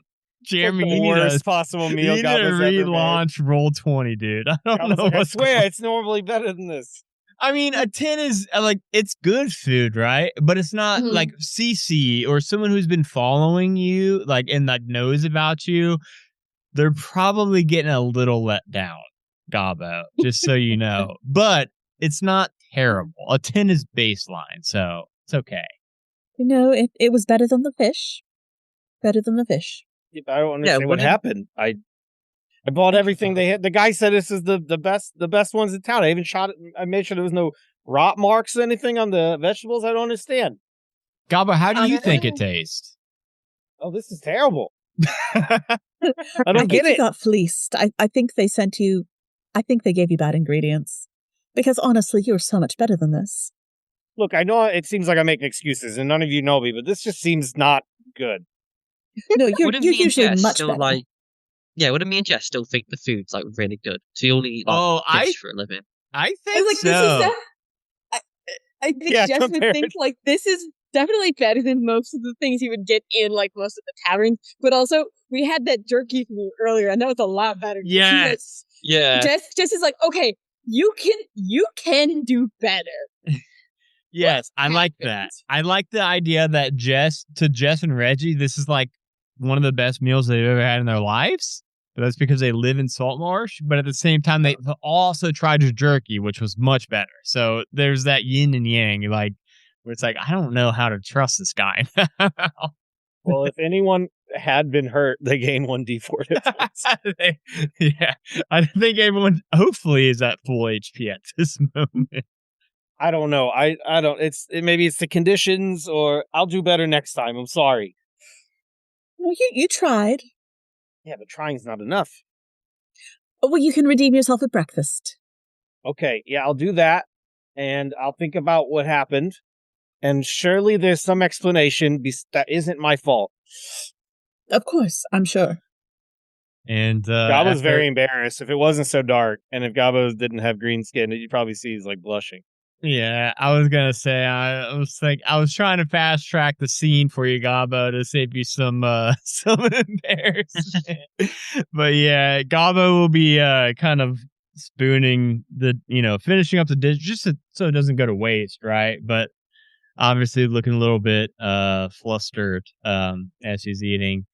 But after the meal and everyone's able to head off and get some sleep for the night, there's a lot of sad chef noises going on throughout the evening. But you all are able to wake up well rested early in the morning, right? You guys were trying to go out dawn, right? Was that the plan? Yeah. That's what I thought I heard. Okay. Yeah. So yeah, I think you guys probably right after you eat, head to bed, wake up. And then it's bright and early. You guys will head to the docks, or not the docks. There's not a dock here, but Fireborn mentioned that he would supply a boat for you guys at the bridge, and you guys, the Reggie and Jess would know where the bridge is that he's talking about. It's a little bit to the northwest of the Sea Grove, so you guys can head over there, and you will find indeed a nice rowboat. And we will actually swap scenes real quick. So you guys will find a nice rowboat, much like he promised. And I think that is where we will take a quick 5 to 10 minute bio break for all of our players. We will be right back in about 5 to 10 minutes for everybody. And this will be where the mid-roll is for the first episode of this session. So we'll be right back, everybody. Hang tight.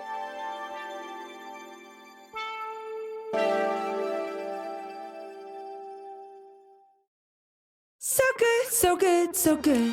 Everything you want for summer is at Nordstrom Rack stores now, and up to 60% off. Stock up and save on the brands you love like Vince, Sam Edelman, Frame, and Free People. Join the Nordy Club to unlock exclusive discounts, shop new arrivals first, and more. Plus, buy online and pick up at your favorite Rack store for free. Great brands, great prices. That's why you Rack. You said this place was steps from the water. We just haven't found the steps yet. How much did we save? Enough. Enough to get lost?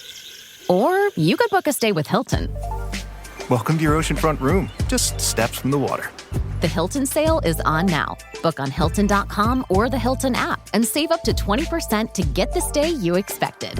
When you want savings, not surprises, it matters where you stay. Hilton, for the stay.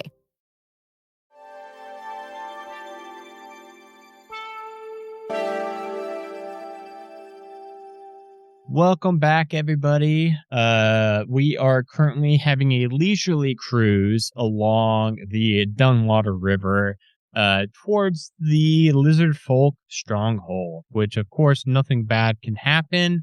You guys are just currently... Also, this is the first time, I think, you all have seen the boat layout. I just want to really quick, before we continue... What would be, we left off with you guys getting to the boat. We didn't actually establish, the seating order, who's rowing. We didn't even show you guys the boat yet. So now that you guys see what kind of boat it is, like a rowboat, I've currently got everybody in it. Luckily, you guys got 2 goblins, because if you didn't have goblins, this probably wouldn't seat 5 full-sized human people, Henrik is also small. So okay. I didn't know that you were also small. She is small. Then that helps a little bit too. Let me shrink you down. It looks How tall is Reggie and I then? Yeah, that's what I'm medium, not small.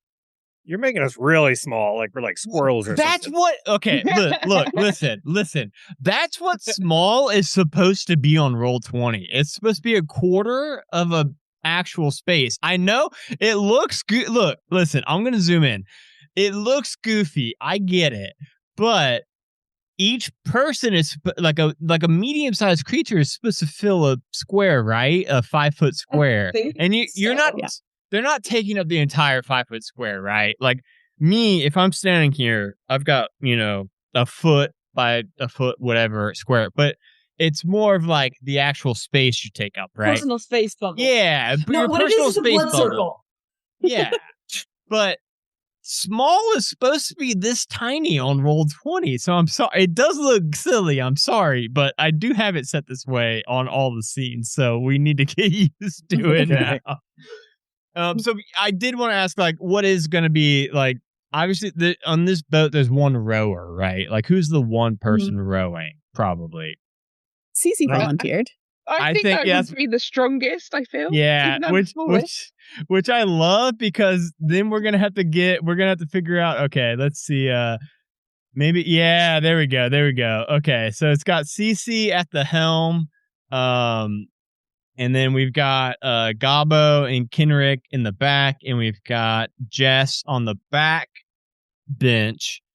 I guess Cece's standing. Down, I guess. I don't. It's okay. We don't really need it. It doesn't. Honestly, it doesn't matter that much. It's fine. This works. It's fine for the visual, right? So you guys have now been. As we pick back up on this adventure, we'll say that you guys have now been on the river for, let's see, if it was going to take 4 to 5 hours, we'll say you guys have been on about 2 hours now. It's about half. You guys would assume that you're about halfway to the Dunwater and to the actual Lizardfolk lair. And while you guys are what's the kind of dynamic? How's everybody? Is it quiet on the boat? Is it just CC just rowing and everyone else is just dead silent, or are you guys like having some conversations going? What's the situation looking like at the moment? Row, row, row your boat gently down the stream. Merrily, merrily, merrily, merrily, life is like a dream. Row, row, row. Yep. Hold on a minute. What's that? Before you even said that, Troy, that's exactly how I pictured CC rowing the boat. I don't know how I'm so in tune with the character after 90 minutes or so, but oh my God. What's everyone else up to on the boat? It looks like, so so Reggie's in the front, right? So Reggie, are you like the one that's kind of keeping an eye out on things? Like keeping an eye out, yeah. Okay. I guess Jess will hold on to the map to kind of keep an idea of like, okay, the map shows there's like a bend here. Have we really gotten that far yet? Where do we think we are? Cool. So, okay, so Jess is being the navigator. So Gabo and Kenrick in the back. Are you guys just like, kind of like hanging out and like shooting the shit? I'm like moving around and using so the other oars are like locked under that bar. So I'm using my giant fork to like steer us around things. So if we come up, there's like a rock like a sticking out. rudder. I'm like, well, I'm moving around the boat. So like if we come up and there's a rock, I'll like have it ready and then like kind of guide us around the rock. And then like, if like a giant snapping turtle's coming, I'm like fending it off from the side of the boat. I'm like kind of, it's not going to paddle because it's not a spoon, it's a fork, but I'm like steering us whenever there's like something or like there's a big stick floating. I'll try to like fling it out of the way before our ship hits, or our ship. It's a ship for that tiny. Well, before our boat hits it. Things like that. Johnny said he can't hear me. What do you mean, Johnny? Johnny, what do you mean? I can see my microphone peeking in the red, Johnny. Are you just... I think he's just trolling me. God Johnny, don't say that. I need to not read Johnny's... It's fine. I need to not read Johnny's chat. Oh, yeah, Johnny's deaf, though. He was trolling me earlier. We were trying to figure out... I mean, I can't... we were trying to figure it out. See, you fucking hear me. We were trying to figure out when we were going to record Halfway to Heroes next, and I was like, well, how about Sunday night? We're all good? And John was like, I can't. I got to sleep till 5. And I was like, we're recording after 5 p.m. And then he was fucking trolling me. It's fine. Just don't... Everyone just ignore Johnny. Everyone ignore Johnny. You guys are currently sent. Why don't you, Reggie, why don't you roll me a perception check real quick?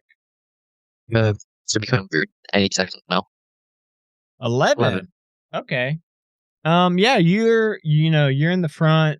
You're kind of looking, and this is kind of your... Don't you have I forget, what is your... As a ranger, you get a favored terrain, right? What is your favored terrain? I'm trying to figure out where to see that. Yeah, I thought you mentioned it in Discord before. I might be making it up. It should be under your features on D&D Beyond if you made them in D&D Beyond. I'm just curious because if you are in... Yes, Johnny.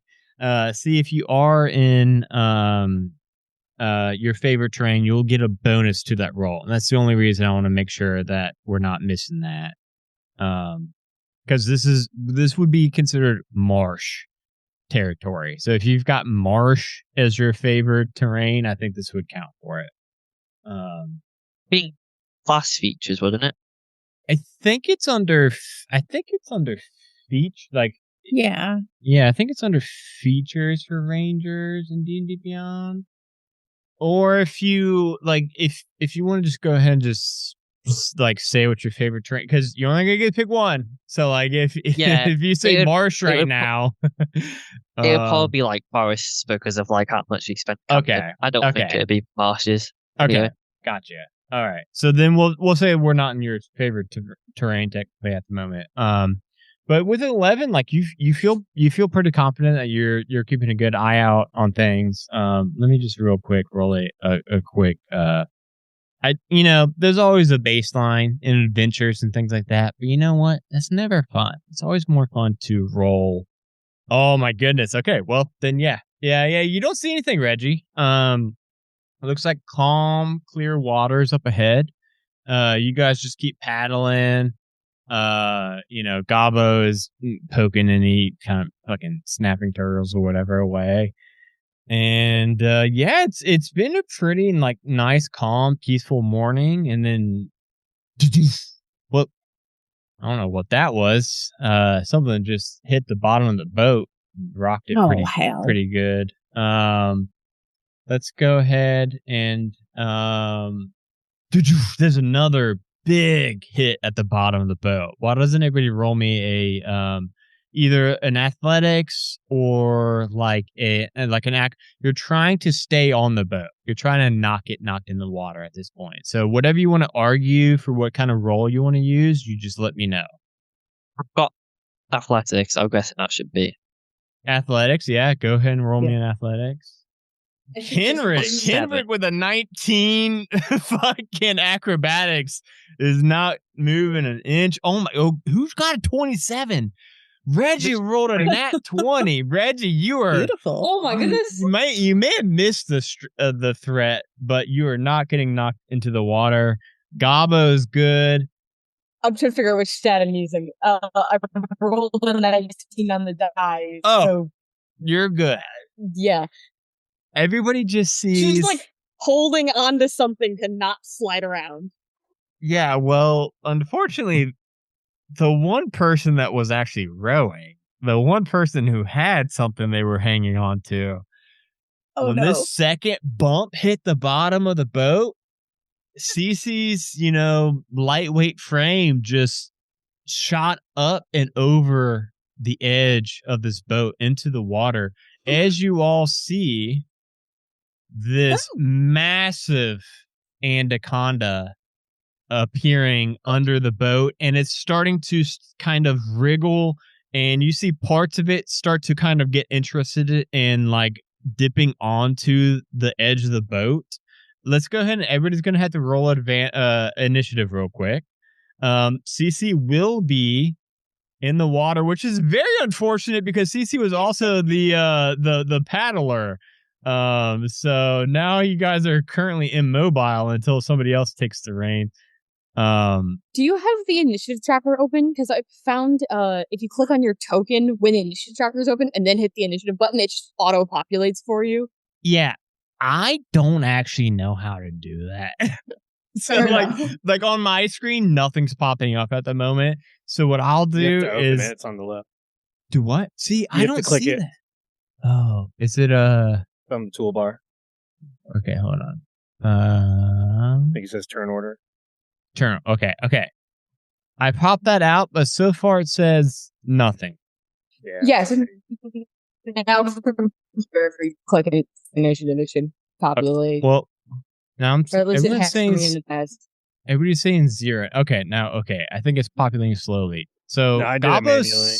Okay, so Gabbo says 17, but Danny says 0, which doesn't sound accurate. I'm going to go ahead and just pop up a notepad and just do it a little bit old-fashioned, but that'll be okay. What the? I opened up Notepad, and I just recently cleared out my downloads folder, and it's like, you don't have this file anymore. Oh, no. Okay, let's see. I clicked it, and it didn't show up, so I clicked it again. And the second time it was up. You know what? Better get the numbers out of the way and initiative. You and CC both rolled an 11, I think, though. Oh my goodness. Okay. Okay. Let's get this initiative down. So it looks like, is that Reggie with the 27? Is that your initiative, Reggie? No, I got a 10. Oh, a 10. Okay. That was your athletics saves and knocked in the boat. Okay. Yeah. Jeremy, is that 16 yours? I got 17 for initiative. Okay, Gabbo, 17. What did Kenrick get? Is that a 6? 6. Yep. Oh, goodness. That's bad, Danny. Okay, and then so I see Reggie's and CC, you got 11, is that correct? Yeah. Okay, and then Jess, what did you end up getting, Jess? I accidentally rolled twice, it doesn't show up, so either the 11 or the 1. We'll go with you got the 11 first, so we'll go with the Who has a higher dex, CC or Jess? Right, Jess is plus 0, so I assume not me. Oh, I'm 16. I'm plus 3. So okay. So you will be after CC. 1, 2, 3, 4, 5. Okay, so I got all of you guys, and then I rolled a 13 plus 2, so 15 total. Okay. So the initiative is going to be it is going to start off with Gabo, then Snake, then CC, then Jess, then Reggie, then Kenrick. However, because nobody saw this Snake as it first attacked, it is going to get one surprise round. And I think with that it is going to this entire fight is going to be pretty fluid. It's going to be a lot of the snake is right now about to jump in and attack. I think with its head being down in that southwest quadrant, it's probably going to make most sense for it to attack Kendrick right next to that, right next to his tongue and its head. So that is going to be a 17 to hit Kendrick. Yep. That's going to be 11 points of piercing damage. That seems like a lot for level 3s. Yeah. And then so one large. So these are different attacks. It's got a multi-attack. It's got a bite and it's got a constrict. You don't constrict the same thing you bit, right? So it bit Kenrick. I think its tail is going to try to wrap around CC while CC is in the water. So CC, you make a strength saving throw, which I think is going to be your jam. So you're hopefully going to be safe in this. Oh, if I was raging, I'd be better. I know. You being in the water, I'm really hoping you make this safe because things are going to get very dicey.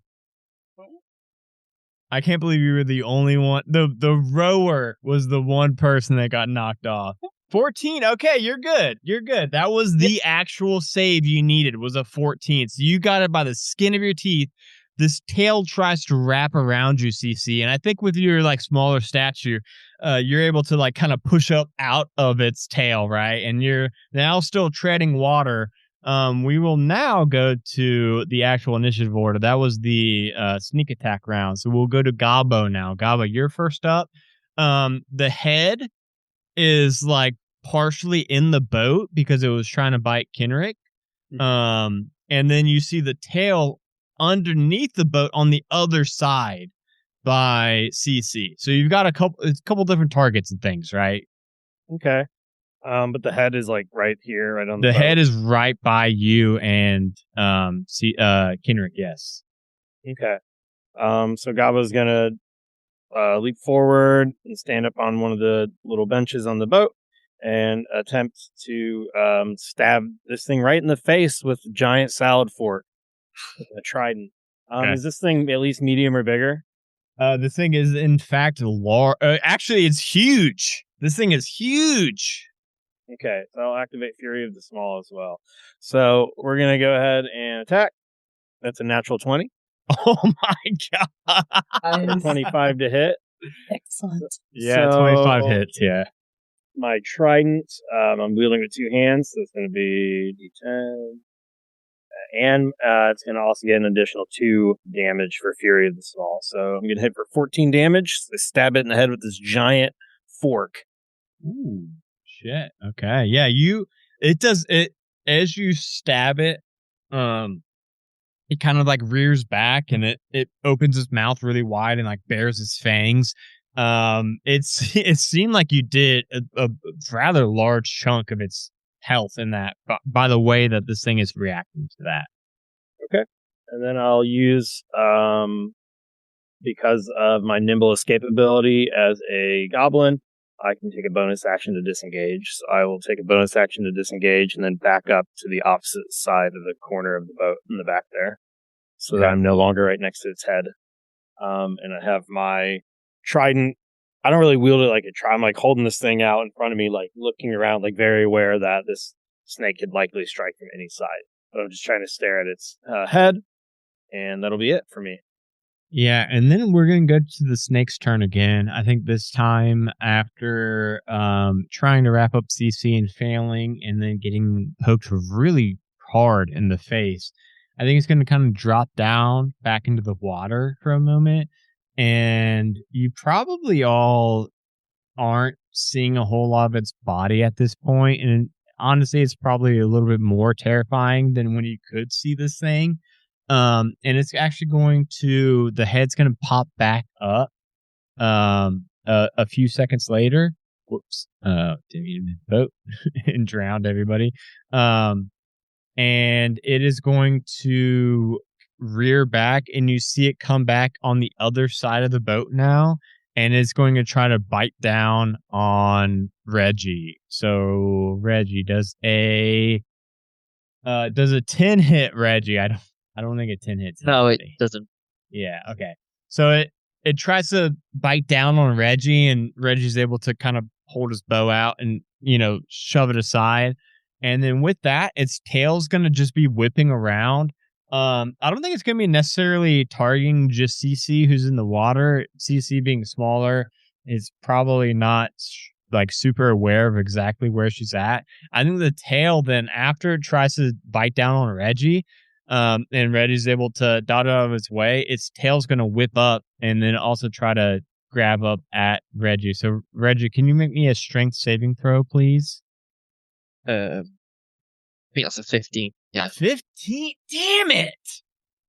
Why can't I grab any of you all up with my tail?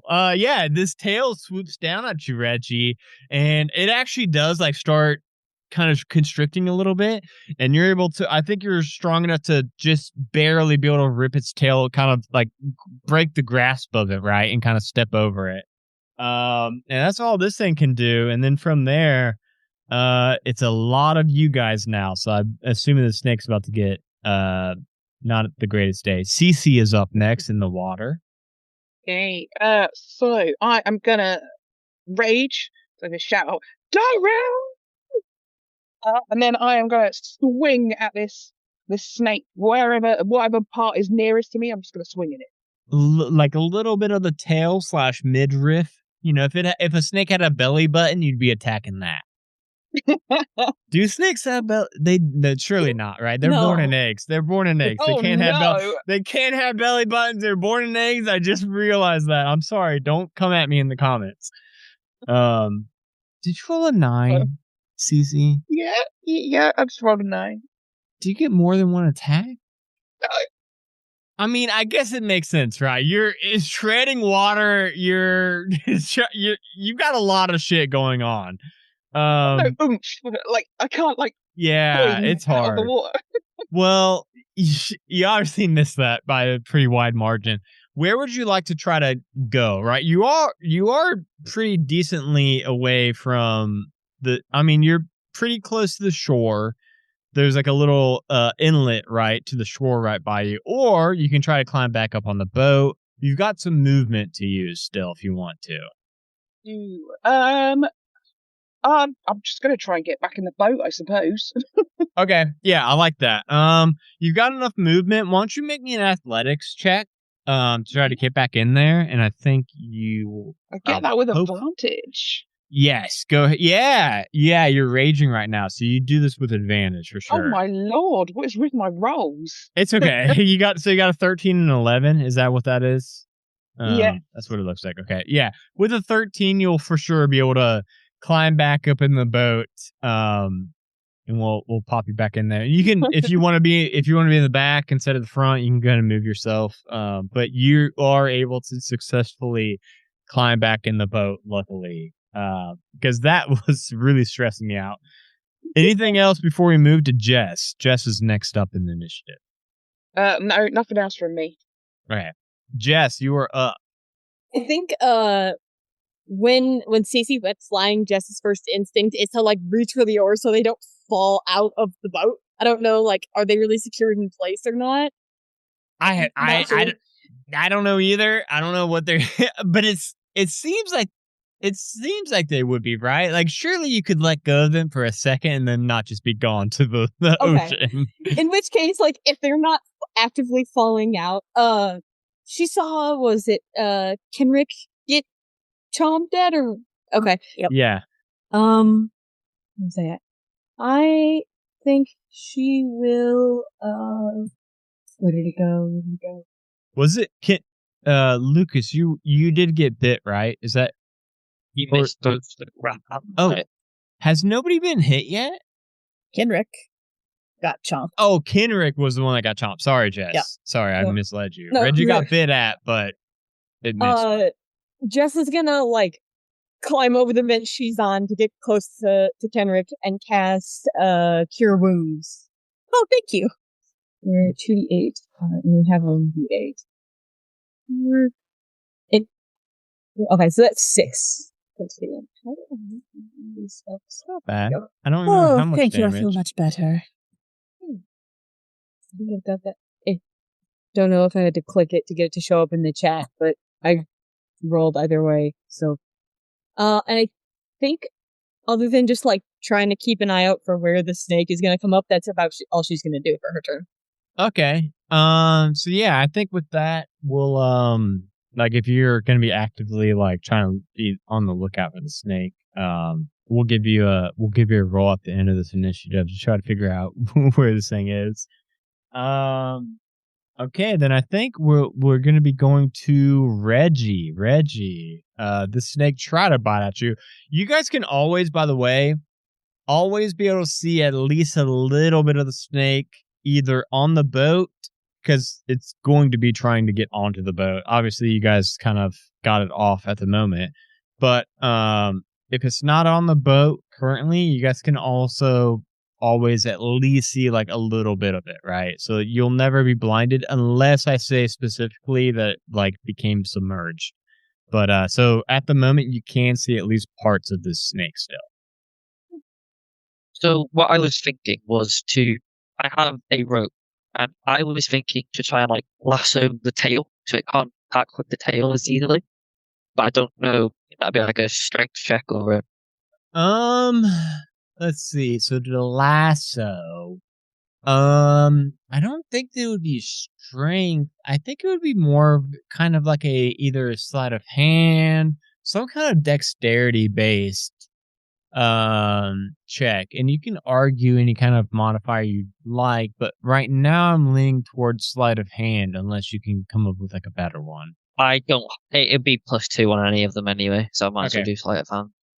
So you're trying to lasso the tail to pretty much lock down 15. Okay, you know what?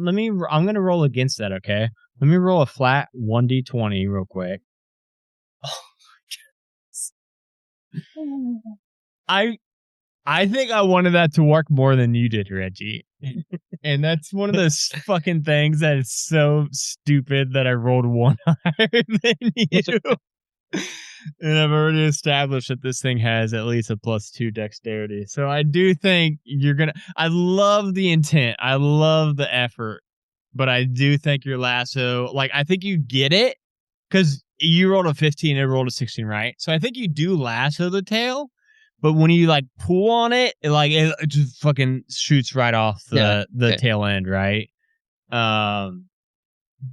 I would count that as a bonus action if you wanted to. Oh, okay. If you've got an action as well. So, since I lassoed, would I not be able to do any of the spells I have, or will I still be able to? You can do any of your things that have an action as the cast rate, which is usually like most spells or your bow or whatever. So I have spell Ray of Sickness that does 2d8. It's a DC. I've only got a +1 to it, so I roll a save for that. It says hit or DC, and I've just rolled it. And it's I need to make a 14 saving throw, I think. Okay, Let me read it to make sure. Yeah. You shoot a greenish ray at the creature with range. Make a ranged spell attack against the target on a hit. Okay, so it's just that is you. Yeah, that is you. So roll d20. 14. A 14 hit. That is above this thing's armor class. You will hit this. Yeah. So now on roll 20, you can actually click where it says roll damage. Click. Boom. 7 points of damage. Yeah. So what does that? So ray of sickness. So what does that look like coming from you? I think it'd be funny if I like lift the end of my beard up and it like shoots out from the beard, like at the end, and it's like very pinky sort of like spray. So it like just goes towards the whatever stacking is. Okay. Yeah, I like it. Yeah. You shoot your beam of sickness at this thing, and you definitely can tell that you hit it. And it kind of reacts a little bit. Wherever you hit it in the butt or the tail or wherever, that body part of the snake shivers really hard. As if you really kind of fucked it up quite a bit. And then we're gonna drop down to Kenrick. Kenrick last up in the initiative order before we go back up to Gabo. I have 2 questions for you. Because everyone else is engaging with the snake, is an attack going to be at advantage? Especially with a rogue, right? Like I want to give rogues all their cool shit. So yes, this thing is currently engaged on like 4 other fronts. Okay. I know there's like, the flanking rules. This thing is currently being flanked on, multiple fronts. I think yes, you can get that argument. Then yes, we are going to still not feeling fantastic, although thank you, Jess, that was fantastic. I do feel better, but I don't like this snake. And Kenrick is going to just stab at it, at the part nearest her. Is the head still nearby? Yeah, it's in the water, so I think you had to like stab over the edge of the boat, but you can reach it for sure. Why did it only roll once? I said to roll with advantage. We'll roll it again. It's weird. It's wrong. 12. Okay. Well, 12 is gonna. This thing. Guess what? Peek beyond the curtain. This thing has 12 armor class. So I thought it had 14 for some reason because I think it has one of its saves is a 14. I think. But yeah, it only has 12 armor class, so that hits. So that will be 15 points of damage with my sneak attack, stabbing it. Okay, so you stabbed it. Is that a 1 stab or a 2 stab? That is a single stab. Oh my goodness. Do you have another stab? No, I only get 1 attack right now. We love you guys some. Yes, please. Okay. Well, I mean, you stabbed the snake in its skull. You would think that a normal snake, this thing would be dead. Right. Well, of course, this is not a normal snake. And with that, we will be going back up to Gabo. Gabo, this snake, you see now the water beneath the boat, I think, is pretty much just red. Like this water is no longer, I think it was pretty clear. I don't think it was like crystal blue water when you guys were originally traveling through this river. It was probably a little murky, but now you literally can't see anything because there's so much blood in this water at this point. But yeah, you are up next, Gabo, followed by the snake.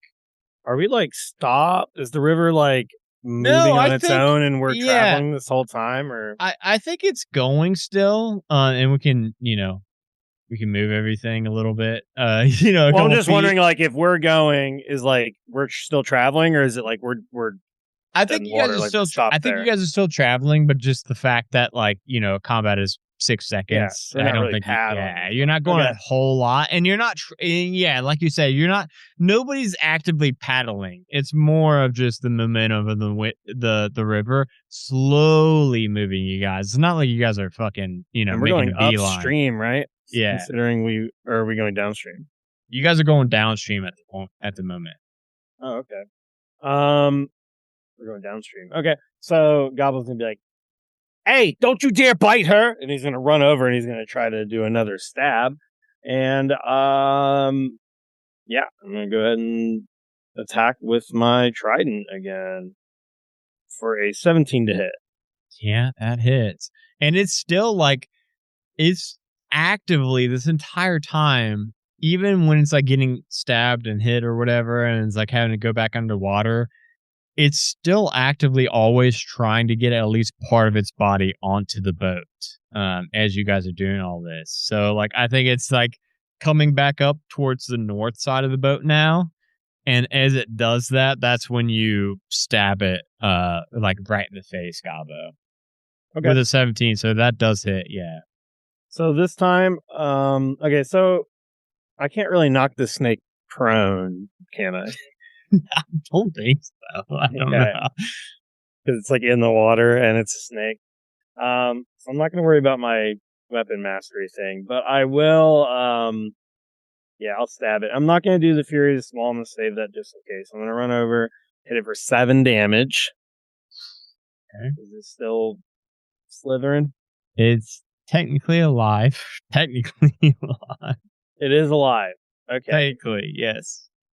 Then I guess I'll use Action Surge and try to stab it again. You guys have done much more damage than I thought. Ooh, only an 8 though with my Action Surge. To hit. I thought that was damage. Yeah, to hit, that is going to miss. So I think like your second attack, you raged out really hard and try to get another quick poke in it. And I think by that point it probably fell back into the water a little bit, and you kind of misjudged your attack. Okay. And that's going to be it for Gabo this time. Okay, well, it's now up to the snake's turn. I think the snake, it was just about to try to like go back up on the boat again right before Gabo stabbed it right in its face. And with that, and with how fucked up it's been, now that it's its turn, it is going to try to slither back down deeper into the water. And it seems like it's going to be trying to flee. We'll say anybody who hasn't had a turn yet this initiative, which is everybody but Gabo, if you wanted to take an attack of opportunity, I guess you could technically do that if you wanted to, as this thing definitely seems to be trying to just flee now and just it bit off more than it could chew, and it realizes that now and is trying to get the fuck away. Question: for attack of opportunity, does that include the ability to do spellcasting, or is that a melee attack only? I'm not familiar. Jeremy? Question mark. I think it's only melee. I think it's only melee. Yeah, I think it's just warcasters that can do a reaction spell. That take a reaction right. to make one melee attack with a weapon or an armed strike. Yeah. Because I'm not used to playing a caster main. I know. So. I mean, I didn't know that either. I was leaning on Jeremy to know the rule for me. But yeah, anybody who can make a melee attack of an opportunity, you could, as this thing is trying. But it definitely seems like now it is so bloodied and beaten and battered that it looks like it is trying to just bail out. And you guys might not want to let that happen. Maybe you guys want to, make the water safer. Yeah. Kinrick is leaning over the side of the boat and will bite it. Bite it? Okay, well, 19 hits. Oh my god. And she's going to use her vampiric bite. Oh my goodness. That is 1d4 of damage, which is only 1. But she also heals for 1. Okay. Vampire snake. Yeah, I know. I'm not turning it. I'm just going to say, we might have just made this way worse for future river travelers. No, it's okay. Okay. I can hit it with a scimitar. Go for it. Also, rolling now. I think that should hit. Yeah, 22. 22 does in fact hit. This thing is looking bad already, so I don't know if this will matter, but I've got mastery on my scimitar, and it says when you make the extra attack. When you make an extra attack of the light property, you can make it as part of an attack action instead of a bonus action. Oh, so it sounds like you can do 2 attacks with this for 1 action. Sounds like. Hearing that correct? Why don't you go ahead and just roll another attack roll? Okay. And let's just see what happens. I got that 20. Oh my goodness. Okay. Well, roll both as damage. You guys might all see Reggie just 9. absolutely Okay. Oh, I only got 4 more. No, it's okay. You all see Reggie just kind of lean over as the snake is trying to leave, and it bit at him. He's not gonna let that slide. He fucking real quick 2 chops down, and the second chop just decapitates the head from this and large anaconda at this point. And then I think like the water is all slowly just turning to red, but at the same time, it's also becoming very peaceful and quiet now that the snake is dead. And at that point, can everybody make me a quick perception check, like while we're at this point on the boat before we go any further? 24. 10, 24, 16. 16, 19. Okay, I think anybody who is above a 15, you would notice that on both sides of these banks, you see that there's like a little bank to the left and a bank to the right, like going up to some paths.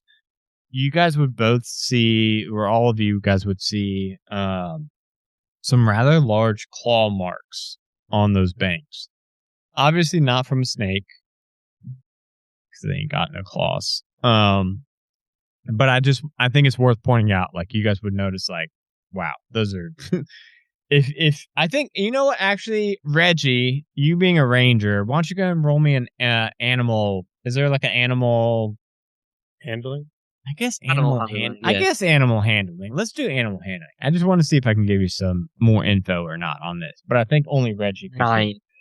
9. Dude, why? Okay, your animal handling is pretty low per range. Yeah, you can't tell exactly what kind of. I was gonna give you what kind of creature this was. But you can't figure that out. But you definitely just see like it looks like there's some other large creature that is using this river stretch and this land, but not a snake because it's got big claw marks. But that's just something you notice as you go. And then with that, and with you all besting the very huge anaconda, I think that is a very good stopping point for this point in Quest Q. We will be back 1 week from today. And before we head out, let's go ahead and go around and let everybody, talk about anything they want to talk about. Me, myself, I'm Adam DeWeese. Go check out the Majestic Goose Network. I'm a player in Eclipse. We're getting pretty close to the end of Campaign 1 for that. And Campaign 2 sounds like it's going to be even fucking cooler. So go check that out if you haven't yet. Also, Lorepor's back. I think that's a big one to talk about. Lorenpor is our Drunk History meets Dungeons and Dragons lore show. It was a big fan favorite for a very long time, and then in 2022 I just quit doing it for some reason. But we're back full force. We've got 2 new episodes out, and we've got 3 more recorded and ready to drop over the next couple weeks. So come check out Lorenpor if you haven't yet. And other than that, Jeremy, where do you want to talk about? Yeah, just please go ahead and check out Eclipse if you haven't yet. It's pretty good. And then, like I said, Adam and I have actually been putting a lot of effort into trying to edit that and make it high quality and get it out on time. So if you have not checked out Eclipse, go ahead and do so. And then also, as Adam alluded to, we are nearing the end. Now, I say nearing, it could be months because we're already so many episodes ahead of you all as listeners, but we do plan to continue Eclipse and have a second season with different characters and mostly the same cast. Maybe everybody, we have to find out. But yeah, so tune in, go listen to Eclipse. You can also find me all over the Majestic Goose Network doing all sorts of things. Go listen to One Shot Onslaught. I recently did a 12-parter one-shot on there for White as Snow. If you liked White as Snow, you can actually go run that for your own group. So you go on the DMs Guild. I have 5, maybe 4 or 5 published titles on there, including White as Snow. There's also the Mage Tower, which is it's like above platinum now. It's like an Electrum bestseller or something. So yeah, go check that out. But other than that, just keep on listening to all this great content here on the Majestic Goose Network. And yeah, that's all I got for today. Danny, I know you got a lot of cool shit to talk about. Well, there is, of course, Eclipse, but I think we beat that one to death. Yeah, go listen to Eclipse. Check out Meme of the Month. We've been quiet the last 2 months because, life and scheduling. It's the end of the school year for a bunch of people, and so lots of stuff happened. But we are planning to be back in June for our usual absolutely chaotic Pride episode. So tune in for that. I'm sure it's going to be absolutely unhinged, as always. You can tune into That's Pretty Crafty. We are going to be on this coming Tuesday, talking about the movie Clueless, and we're into a bunch of good stuff this year. We're wrapping up That's Pretty Crafty. We've been doing it for 3 years, and we've talked about almost all of our favorite things. We're going to finish up the favorites over the next few months. And then you can also check out Crits and Knits. We are both a stream and a podcast. We talk about our knitting and we play D&D. Yeah, definitely head over on Twitch. Now Crits and Knits has their own Twitch channel. So you make sure to head over to twitch.tv/crits and knits. Like all spelled out, right, Dan? Yeah. So definitely go check that out because they've moved to the new Twitch channel. So we need to help them, get back, caught up. Jess, what do you want to talk about? You can talk about anything you want. I'm Megan. Again, thanks. Oh my God, I called you oh my God. You're fine. I was looking at the overlay and I saw your character name, Jess, which is also like a human name. And I'm so sorry. I know it's. You're good. No, I'm Megan. I'm just kind of here hanging out. I really appreciate the opportunity to get to do this with you guys. It's been a lot of fun so far, and I've been enjoying listening to Majestic Goose stuff at work. Actually, my boyfriend and I just finished listening through season 1 of Crits and Knits. I made him listen to it in the car with me for the last month and a half, and we finished it I think yesterday, and we started season 2. So looking forward to that. Yeah, that's about it. Oh, Patreon for anyone who's not already there. I joined recently, and it's like $2. I can handle $2. So, yeah. And I don't mean to piggyback off of Megan, but yes, that Patreon, that $2 a month, you're probably thinking like, oh, $2 a month, that's not going to help the network at all. We are still like month to month, the network is still in the red. Like we've got so many costs that pile up with us having, 11, 12 different podcasts and Twitch streams and stuff like that, and different software we got to, pay for every single month that we use for either editing or rendering or files or whatever. So that $2 a month, I promise you, not only are you going to get some cool bonus content and also, be able to play in Quest Queue and stuff like that. You get shout outs at the end of a lot of our episodes of different shows on the Majestic Goose Network. But really, like that $2 piles up and honestly really does help a lot with our, various different fees and things that we got to pay for the network. So thank you so much. I think all 3 of you are patrons, so I don't want to, individually call all 3 out, but that is a massive help that you 3 are doing to keep the network going, because obviously like I mentioned, in the red a little bit right now, but like if we had no Patreon at the moment, my wife would probably be hounding me a little bit more about like, hey, what are we doing with all this? So you guys really do help keep all that at bay, so thank you so much. We appreciate the fuck out of all of you guys.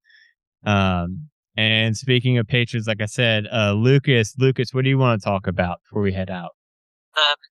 So, like, again, I'm so glad you can have me, like, listening to, like, people, like, talk about, like, playing D&D, and then all of a sudden, I'm actually being able to, like, play with them. It's, like, a really weird, but, like, really great feeling at the same time.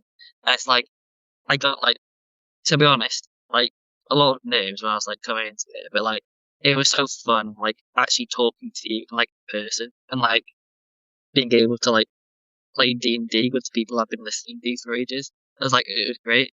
Especially because, like, you were the first ever D&D podcast I listened to. So it was just, like, yeah, it was just really good. Thank you. That is legitimately why me and Jeremy came up with the idea for this show. Like, not only did we want to, Jeremy really has a big backlog of like published adventures he's bought. He wants an excuse to play them. But also on top of that, a big like reason behind making this show was that we wanted to give more to either Discord members and patrons and things like that. Like, we want to give more cool shit for you guys to be able to latch on and like hang out and me and Jeremy fucking love, and Danny, like all three of us, we get to play with Majestic Goose network listeners. Like some of you guys have came from Eclipse, some of you guys came from That's Pretty Crafty or Crits and Knits or whatever show you came from. Like, legitimately, we don't do the Majestic Goose network for money. We do it to have fun, like hang out with our friends and record cool like TTRPG content, but B, like the biggest driver I think is just having like listener feedback. Like every review of any show we get, we read them all. Every review, like just I'll post it, whatever show we get a review for, I'll always send it out to like that cast of that show because we always get really like pumped up about it. Just being able to play with our patrons, play with our Discord members, like that is the stuff that is like the reason we have this network. So, and that's why we wanted to start this show, is to be able to actually like hang out with you guys. And tonight was insanely fun for me. I was very nervous because I haven't DM'd a stream in a very long time. But at the same time, like I was also very excited for it. I was very excited to meet you three new people that I got to meet for the first time tonight. And now I'm very excited for session 2 and session 3 of this adventure. Like, it's gonna be so much fun. Thank you guys so much for being patrons and hanging out with us. And last but certainly not least, Charlie, what do you want to talk about before we head out for the night? Again, I don't do anything majorly online, apart from I do have a photography page, CDel Photo. So if you get a chance, check me out on Insta or Facebook or whatever. But other than that, I came into Majestic Goose listening to Eclipse, got absolutely hooked. Then I started listening to Halfway to Heroes, laughed my absolute arse off. The dynamic the group you guys have is just hysterical. Like, the jokes, and I can relate to so many of them, and it's just so funny. So I definitely recommend anyone who is checking out Majestic Goose for the first time today, just look at the backlog of stuff. It is so funny. You just won't be disappointed. Like you said, you are the dynamic of you guys is just hilarious.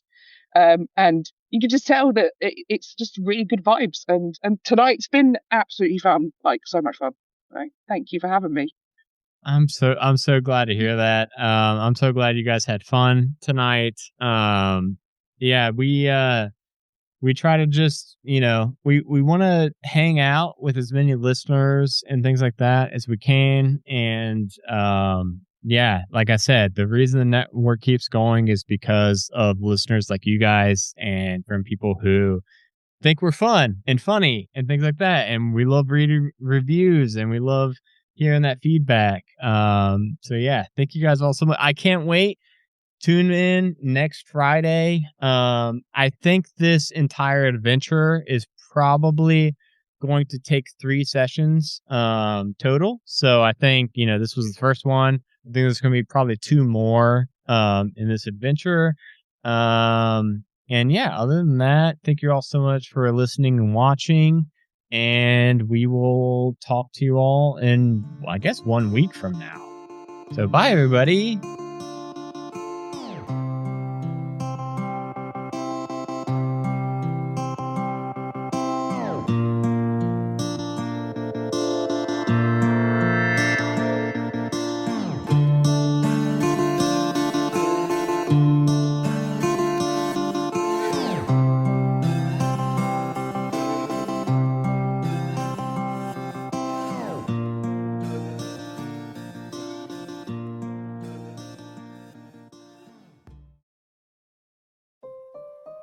Ah, so nice of you to stop by. Come in, come in.